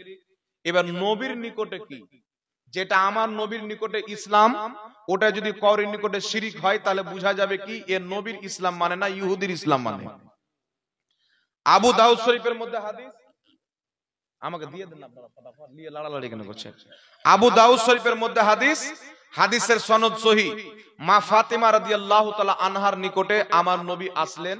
মা ফাতেমা নবী পাককে দেখে দাঁড়িয়ে গেলেন, নবীর হাতকে চুমুন দিলেন। আমার নবী তিনার মাথাকে চুমুন দিলেন। মা ফাতেমা নবীর দরবারে গেলেন, নবী পাক মা ফাতেমাকে দেখে দাঁড়িয়ে যেতেন। তো মা ফাতেমা নবীর হাতকে চুমুন দিলেন। তো নবীর হাতকে মা ফাতেমা চুমুন দিলেন, আল্লাহ মাযহাবী বলছেন হাত চুমুন দেওয়া শিরিক। তাহলে মা ফাতেমা শিরিক করলেন নাকি? ওর ফতোয়া যে শিরিক করলো কিনা? আর নবী পাক হাত চুমুন করতে দিলেন, এটাও শিরিক। সাহাবায়ে কেরাম আসলেন শাম দেশ থেকে, ইয়া রাসূলুল্লাহ আমরা শাম দেশ বা ইয়ামান দেশে দেখেছি বাদশাকে তার মান্যওয়ালারা সেজদা করে, তো আপনি তো সবচাইতে বেশি সম্মানিত ব্যক্তি, তো আমরা আপনাকে সেজদা করতে চাই। নবী পাক বলেন আল্লাহ ছাড়া কাউকে সেজদা করা হারাম। যদি অনুমতি থাকতো তাহলে মহিলাদেরকে অনুমতি হতো তারা যেন তার পুরুষকে সেজদা করে। সাহাবায়ে কেরাম বলেন হুজুর সেজদা তো করা হারাম, কিন্তু কদম বসি হাত চুমুন তো দিতে পারি। সাহাবা নবীর কদম বসি করলেন, নবীর হাতকে চুমুন দিলেন। আল আদবুল মুফরাদের মধ্যে ইমাম বুখারী হাদিস এনেছেন, সহিহ হাদিস, যে হাদিসকে গায়র মুকাল্লিদ লা মাযহাবিদের মৌলভী নাসিরউদ্দিন আলবানী আবু দাউদের টিকাতে হাসান বলেছেন। হযরতে আলী রাদিয়াল্লাহু তাআলা আনহুর নিকটে যখন তিনার চাচা হযরতে আব্বাস আসতেন, হযরতে আলী ওনার পা পড়ে নিজের ঠোঁট লাগিয়ে ওনার পাওকে চুমুন দিতেন। জোরে বলতে হবে সুবহানাল্লাহ। তাহলে ইসলামে কদম বসি জায়েজ না নাজায়েজ বাবা? এই জোরে বলেন। স্পষ্ট হাদিস দ্বারা প্রমাণিত জায়েজ, কিন্তু লা মাযহাবিদের নিকটে শিরিক। কারণ এরা নবীর ইসলাম নেয়নি, আমেরিকার ফান্ডিং পকেটে আছে, সাথে চিঠি লিখে আছে, এই চিঠিতে যেই ফতোয়া তাদেরকে লিখে দিবে ওই ফতোয়া তাদেরকে বয়ান করতে হবে। তারা আমেরিকার গোলাম, আর আমরা হচ্ছি মুহাম্মদ রাসূলুল্লাহর গোলাম। জোরে বলেন সুবহানাল্লাহ। হাতকে চুমুন দেওয়া জায়েজ। আপনারাকে হাদিস শুনিয়ে দিলাম, মা ফাতেমা চুমুন দিয়েছেন। এইবার আপনাকে বলি শুনেন, এরা বলছে শিরিক, এদের নিকটে ঝুঁকলে শিরিক হয়ে যাবে। আচ্ছা বলেন তো বাবা, আমি একবার হুগলি গিয়েছিলাম প্রোগ্রামে, তো হুগলিতে প্রোগ্রামে যাচ্ছি, তো আমাকে প্লেটে খাবার দিচ্ছে একটা ছেলে, তো এইভাবে পিট করে খাবার দিচ্ছে। তো আমি ওকে বললাম তোমার বুকে কিছু আটকে আছে নাকি, এরকম কেন? তো বলছে হুজুর আপনার সামনে প্লেটটা যদি ঝুঁকে দিত শিরিক হবে না? মানে প্লেটটা দিবে এইভাবে, তো ওটাও শিরিক হয়ে যাবে। চিন্তা করেন এ কত রকমের ভূত লা মাযহাবিদের দাড়ি টুপিওয়ালা মৌলবীরা মানুষের ব্রেনে ভরেছে। আমি ওকে বললাম শুনো, তোমাদের বাড়িতে ঝাড়ু দেয়, ঝাড়ু না অটোমেটিক ঝাড়ু হয়ে যায়? বলছে ঝাড়ু দেয় কে দেয়? বলছে আমার মা দেয়, কোন সময় আমার বউ দেয়। তো তোমার মা বউ যখন ঝাড়ু দেয় তখন ঝুঁকে না? ঝুঁকে কি ঝুঁকে না? জোরে বলেন। তো তখন তাহলে শিরিক হয়ে গেল। তো তোমার মা ঝাড়ু দিয়েছে, শিরিক করেছে, তারপরে তোমার বাপ মুসলমান ছিল। তো কোন মহিলা যদি শিরিক করে, তার স্বামী যদি মুসলমান থাকে বিয়ে ভঙ্গ হয়ে যাবে। পুরুষ যদি শিরিক করে, মহিলাটা যদি মুসলমান থাকে বিয়ে ভঙ্গ হয়ে যাবে। তো তোমার মা ঝাড়ু দিল, মাথা নত করে শিরিক করলো, বিয়েটা ভঙ্গ হয়ে গেল, তারপরে তুমি জন্ম নিলে, তাহলে ও কি হলো? যারও সন্তান হল না। তো এমন এমন ফতোয়া, ঝুঁকলি শিরিক। একটা ছেলে বক্তব্য শুনছে, আমাদের সুন্নি ঘরের লা মাযহাবের বক্তব্য শুনতে গেছেন, মৌলবী বলছে কওরের সামনে ঝুঁকা যাবে না, ঝুঁকলি শিরিক, হাত চুমুন দিলি শিরিক, কদম বসি করলি শিরিক। শিরিকের ফতোয়া দিতে দিতে ওই মৌলবী সাহেবের রাগে ও উঠে চলে গেছেন বাড়ি। বাড়ি যেতে যেতে রাস্তাতে একটা দোকানে দাঁড়িয়ে আছে, মৌলবী সাহেব বক্তব্য শেষ করে আসছে, রাস্তায় টায়ার পাংচার। তো যেই দোকানে দাঁড়াইছে তার পাশে আছে আপনার হাওয়া দেওয়ার দোকান, পাংচার সারানোর দোকান। তো পাংচার সারিয়ে টারিয়ে হাওয়া দিবে, তো হাওয়ার পাইপটা তো লাগাতে হবে ভোল্টুতে গিয়ে। তো মৌলবী সাহেব যেমনই লাগাতে গেছে, আমাদের সুন্নি ছেলে কলার ধরে বলছে এই বেটা শিরিক। তো মৌলবী বলছে কিসের শিরিক হয়ে গেল? তো বলছে তুমি তো 2 ঘন্টা বক্তব্য দিলা, খালি শিরিক শিরিক বললে, আর তুমি এখন টায়ারের সামনে ঝুঁকছো। তো হে পাগলা, সব জায়গাতে ঝুঁকা শিরিক নয়। ইবাদতের নিয়তে কাউকে খোদা মনে করে যদি ঝুঁকো তাহলে শিরিক হবে। তো সুন্নি ছেলেটা বলছে এই পাগলা, আমরা কোন মৌলবীকে খোদা বলি, কোন ওলিকে খোদা বলি, কোন মা বাপকে খোদা বলি? মা বাপের সামনে মা বাপ মনে করে মাথা নত করি, ও সম্মানিত ব্যক্তির জন্য সম্মানিত ব্যক্তি মনে করে মাথা নত করি। এটাই তো আমাদের নিয়ত থাকে। আল্লাহ ছাড়া কোনো মুসলমান কাউকে খোদা মানে না। জোরে বলেন সুবহানাল্লাহ। তো তো মৌলবি যে ফতোয়া দেয়, ওই মৌলবি চাপ্পাল পড়তে গেলে ও শিরিক করবে। চটিওয়ালা চাপ্পাল যখন চটি লাগাবে ঝুঁকতে হবে কি হবে না? তো চাপ্পালের সামনে ঝুঁকলে তো বড় শিরিক হবে। তো এই মৌলবি পাগলা হয়ে গেছেন, গাধা মৌলবি, মিষ্টি মিষ্টি ভাষা দিয়ে। রাসূল পাক বলছেন কিয়ামতের পূর্বে কিছু মৌলবি বের হবে, তাদের ভাষা এত সুন্দর হবে মানুষ মনে করবে এরাই পাকা মুসলমান, কিন্তু ইসলামের সাথে তাদের কোনো সম্পর্ক থাকবে না। তারা ইসলামকে পিঠ পিছনে ফেলে দিবে, আর তাদের বাপ দাদা যে মশলাগুলো শিখিয়ে দিয়েছে ওইগুলোর উপরে অটল ভাবে তারা কায়েম থাকবে। আল্লাহ জাতিকে হেদায়েত দান করুক, সকল পড়ুন আল্লাহুম্মা আমিন। এই জন্য বিরাদ ইসলাম, প্রত্যেক উঠা প্রত্যেক ঝুঁকা শিরিক নয়। সম্মান অর্থে যদি ঝুঁকেন, ইমাম ইবনে হাজার আসকালানী রাহমাতুল্লাহ আলাইহি বলছেন, সম্মানিত ব্যক্তির হাত পা চুমুন দেওয়া মুস্তাহাব, সওয়াবের কাজ। জোরে বলেন সুবহানাল্লাহ। আরেকটা কথা বলি, রাসূল পাক সাল্লাল্লাহু আলাইহি সাল্লাম বলছেন, যদি কোনো ব্যক্তি চায় যে আমার জন্য মানুষ দাঁড়াক, তাহলে ওই ব্যক্তি জাহান্নামী। সম্মান অর্থে দাঁড়ানো যাবে কিনা মাসলাটা শুনেলেন। যদি কোনো ব্যক্তি চায় যে আমার জন্য মানুষ দাঁড়াক, তাহলে সেই ব্যক্তি জাহান্নামী। এখন আমি আপনাদের এখানে আসলাম, আপনারা যদি না দাঁড়াতেন, আমি যদি রেগে যেতাম, দাঁড়ানো না, আমি এখানে বক্তব্য দেন, আমার সম্মান করলেন। আমি যদি চাই যে আমার জন্য লোক দাঁড়াক, না দাঁড়ালে আমি যদি রাগ করি, তাহলে এই ধরনের দাঁড়ানো হারাম, আমার নবী বলেছেন। কথা বুঝতে পারছেন বাবা? রাসূল পাক বলছেন, তোমরা মাজুসীদের মতন কিয়াম করিও না, রাওয়াফিজদের মাজুসীদের মতন কিয়াম করিও না। এখন বলেন তো বাবা, আমি যদি বলি যে কুকুরের মতো খেও না, এর মানে খাওয়া হারাম হবে? আমি যদি বলি কুকুরের মতন খেও না, তো খাওয়া হারাম হবে কি? কুকুর যেমন জিহ্বা লাগিয়ে চেটে চেটে খায়, ওরকম মাটিতে জমিনে প্লেটে জিহ্বা লাগিয়ে চেটে খেও না, হাতে উঠিয়ে খাও। নাকি কুকুরের মতন জিহ্বা লাগিয়ে নয়, হাতে উঠিয়ে খাও। আমি যদি বলি কুকুরের মতন পেশাব পাখানা করিও না, মানে দাঁড়িয়ে দাঁড়িয়ে করিও না, তাই বলে কি পেশাব পাখানা করা হারাম হয়ে যাবে? তো রাসূল পাক বলছেন, মাজুসীদের মতন কিয়াম করিও না। মানে মাজুসীরা নিজের বাদশার মধ্যে এইভাবে হাত জোড় করে মাথা নত করে বিভিন্ন রকম ভাবে তারা সম্মান করতো, দাঁড়াতো, অমুসলিমদের তরিকা। তো লামাজহাবি বলছে সব রকম দাঁড়ানোই শিরক। কিন্তু আমার আপনার নবীর সম্মানে ফাতেমা দাঁড়িয়েছেন, ফাতেমার সম্মানে নবী দাঁড়িয়েছেন। আবু দাউদের হাদিস, মিশকাত শরীফ বাবু মা জাআ ফিল কিয়ামের মধ্যে হাদিস, রাসূলুল্লাহ সাল্লাল্লাহু আলাইহি ওয়াসাল্লামকে দেখে প্রত্যেক সাহাবা নবীর সম্মানে দাঁড়িয়েছেন। বুখারী শরীফ বাবুল কিয়ামের মধ্যে হাদিস, সাহাবায়ে কেরাম এক অপর সাহাবার সম্মানে আমার নবী হুকুম করেছেন, কুমু ইলা সাইয়্যিদিকুম, তোমরা তোমাদের সরদারের জন্য দাঁড়িয়ে যাও। তো সম্মান অর্থে কিয়াম করা, এই সমস্ত হাদিস একত্রিত করে ইমাম নববী ফতোয়া দিয়েছেন, সম্মানিত ব্যক্তির সম্মানে দাঁড়ানো এটা হচ্ছে মুস্তাহাব, সওয়াবের কাজ। একটু জোরে বলতে হবে সুবহানাল্লাহ। ইমাম ইবনে হাজার আসকালানী রাহমাতুল্লাহ আলাইহি বুখারী শরীফের সারা ফাতহুল বারীর মধ্যে লিখছেন, সম্মানিত ব্যক্তির সম্মানে কিয়াম করা, দাঁড়ানো মুস্তাহাব, সওয়াবের কাজ। ইমাম বাইহাকী রাহমাতুল্লাহ আলাইহি বলছেন, সম্মানিত ব্যক্তির সম্মানে কিয়াম করা মুস্তাহাব। ইমাম ইবনে হাজার আসকালানী বুখারী শরীফের সারা ফাতহুল বারীর মধ্যে লিখতেছেন, সালামের জন্য দাঁড়ানো এটা জায়েজ, এটা কোনো হাদিসে নিষেধ করা হয়নি। ইমাম মুল্লা আলী কারি মিশকাতের সারা মিরকাতের মধ্যে লিখছেন, আল কিয়ামু আলা ওয়াজহিল বিররি ওয়াল ইকরামে জায়েজুন, সম্মান অর্থে কিয়াম করা জায়েজ। এখন প্রশ্ন হলো, হুজুর নবীকে তো সাহাবা দাঁড়িয়েছেন সম্মানে, নবীকে চোখে দেখে, মা ফাতেমা দাঁড়িয়েছেন নবীকে চোখে দেখে, কিন্তু আমরা তো নবীকে দেখতে পাই না, আমরা তো নবীকে দেখতে পাই না, তো আমরা কেন না দেখে দাঁড়িয়ে সালাম পড়বো? ইমাম কাজী আয়াজ মালকি রাহমাতুল্লাহ আলাইহি নিজের কিতাব আশ-শিফা শরীফের মধ্যে লিখতেছেন, যেইভাবে সাহাবায়ে কেরাম নবী মুস্তাফাকে না দেখে সম্মান করতেন, কিয়ামত পর্যন্ত একই ভাবে না দেখে সম্মান করা উম্মতের জন্য জায়েজ আছে। জোরে বলতে হবে সুবহানাল্লাহ। সব ফোকাহা একমত, যেমন সাহাবা দেখে সম্মান করেছেন, তেমন না দেখে সম্মান করা যায়। আর আমরা যে দাঁড়িয়ে সালাতু সালাম পাঠ করি, সিরাতে হালবিয়ার মধ্যে ইমাম হালবি কমবেশ 500 বছর পূর্বে লিখেছেন, এইভাবে সবাই মিলে দাঁড়িয়ে ইয়া নবী সালাম আলাইকা পাঠ করা মুস্তাহাব, যারা পাঠ করবে তারা সওয়াব পাবে। জোরে বলেন সুবহানাল্লাহ। 450 বছর পূর্বে শেখ আব্দুল হক মুহাদ্দিস আল দেহলভী বুখারী রাহমাতুল্লাহ আলাইহি নিজের কিতাব আখবারুল আখিয়ার মধ্যে লিখেছেন, মিলাদের কিয়াম করা যায়। হাজারো ইমামগণ নিজের কিতাবে কোরআন সুন্নাহর দলিল দিয়ে এটাকে জায়েজ করেছেন, তাই যুগ যুগ থেকে চলে আসেন। যদি কেউ না জায়েজ বলতেন তো এটা চলতো না বাবা। কথা বুঝতে পারছেন কি পারেন না? তো আজকে যে মৌলবি বলছে মিলাদুন নবী পালন করা বিদআত, কায়াম করা বিদাত, এ মৌলবি নয়, এ হচ্ছে দাড়ি টুপিওয়ালা শয়তান।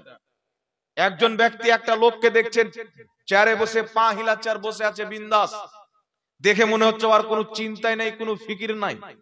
জিজ্ঞাসা করছেন, বাবু তোমার এত মানে খুশি কেন, কোনো চিন্তাই নাই মনে হচ্ছে, তুমি কে? তো বলছে আমি ইবলিস। ওই তুমি ইবলিস, তো এখানে কি করছো? তুমি নামাজ যে পড়তে যাবে ওকে রুকো। ইমানদারকে বেঈমান বানার চেষ্টা তোমার কাজ, নামাজিকে বেনামাজি বানানো তোমার কাজ, মানে মানুষকে ভালো কাজ থেকে বাধা দেওয়া এটা তোমার কাজ। তো এখানে তুমি বসে আছো, তো মানুষকে কে খারাপ করছে?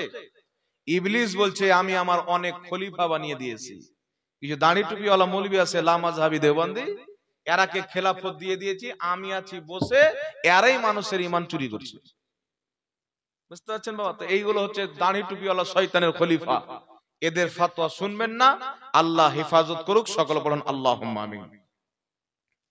হিন্দুদের রাম মেলা, রাস মেলা, আচ্ছা রাস মেলা, তারপরে উপলক্ষে গরু জবে করে, খাওয়া জায়েজ কিনা? জায়েজ নাই, জায়েজ নাই। আপনাদের এলাকায়? তওবা তওবা, আস্তাগফিরুল্লাহ। তাহলে আপনারা তো হিন্দু মনে হচ্ছে নাকি? আস্তাগফিরুল্লাহ।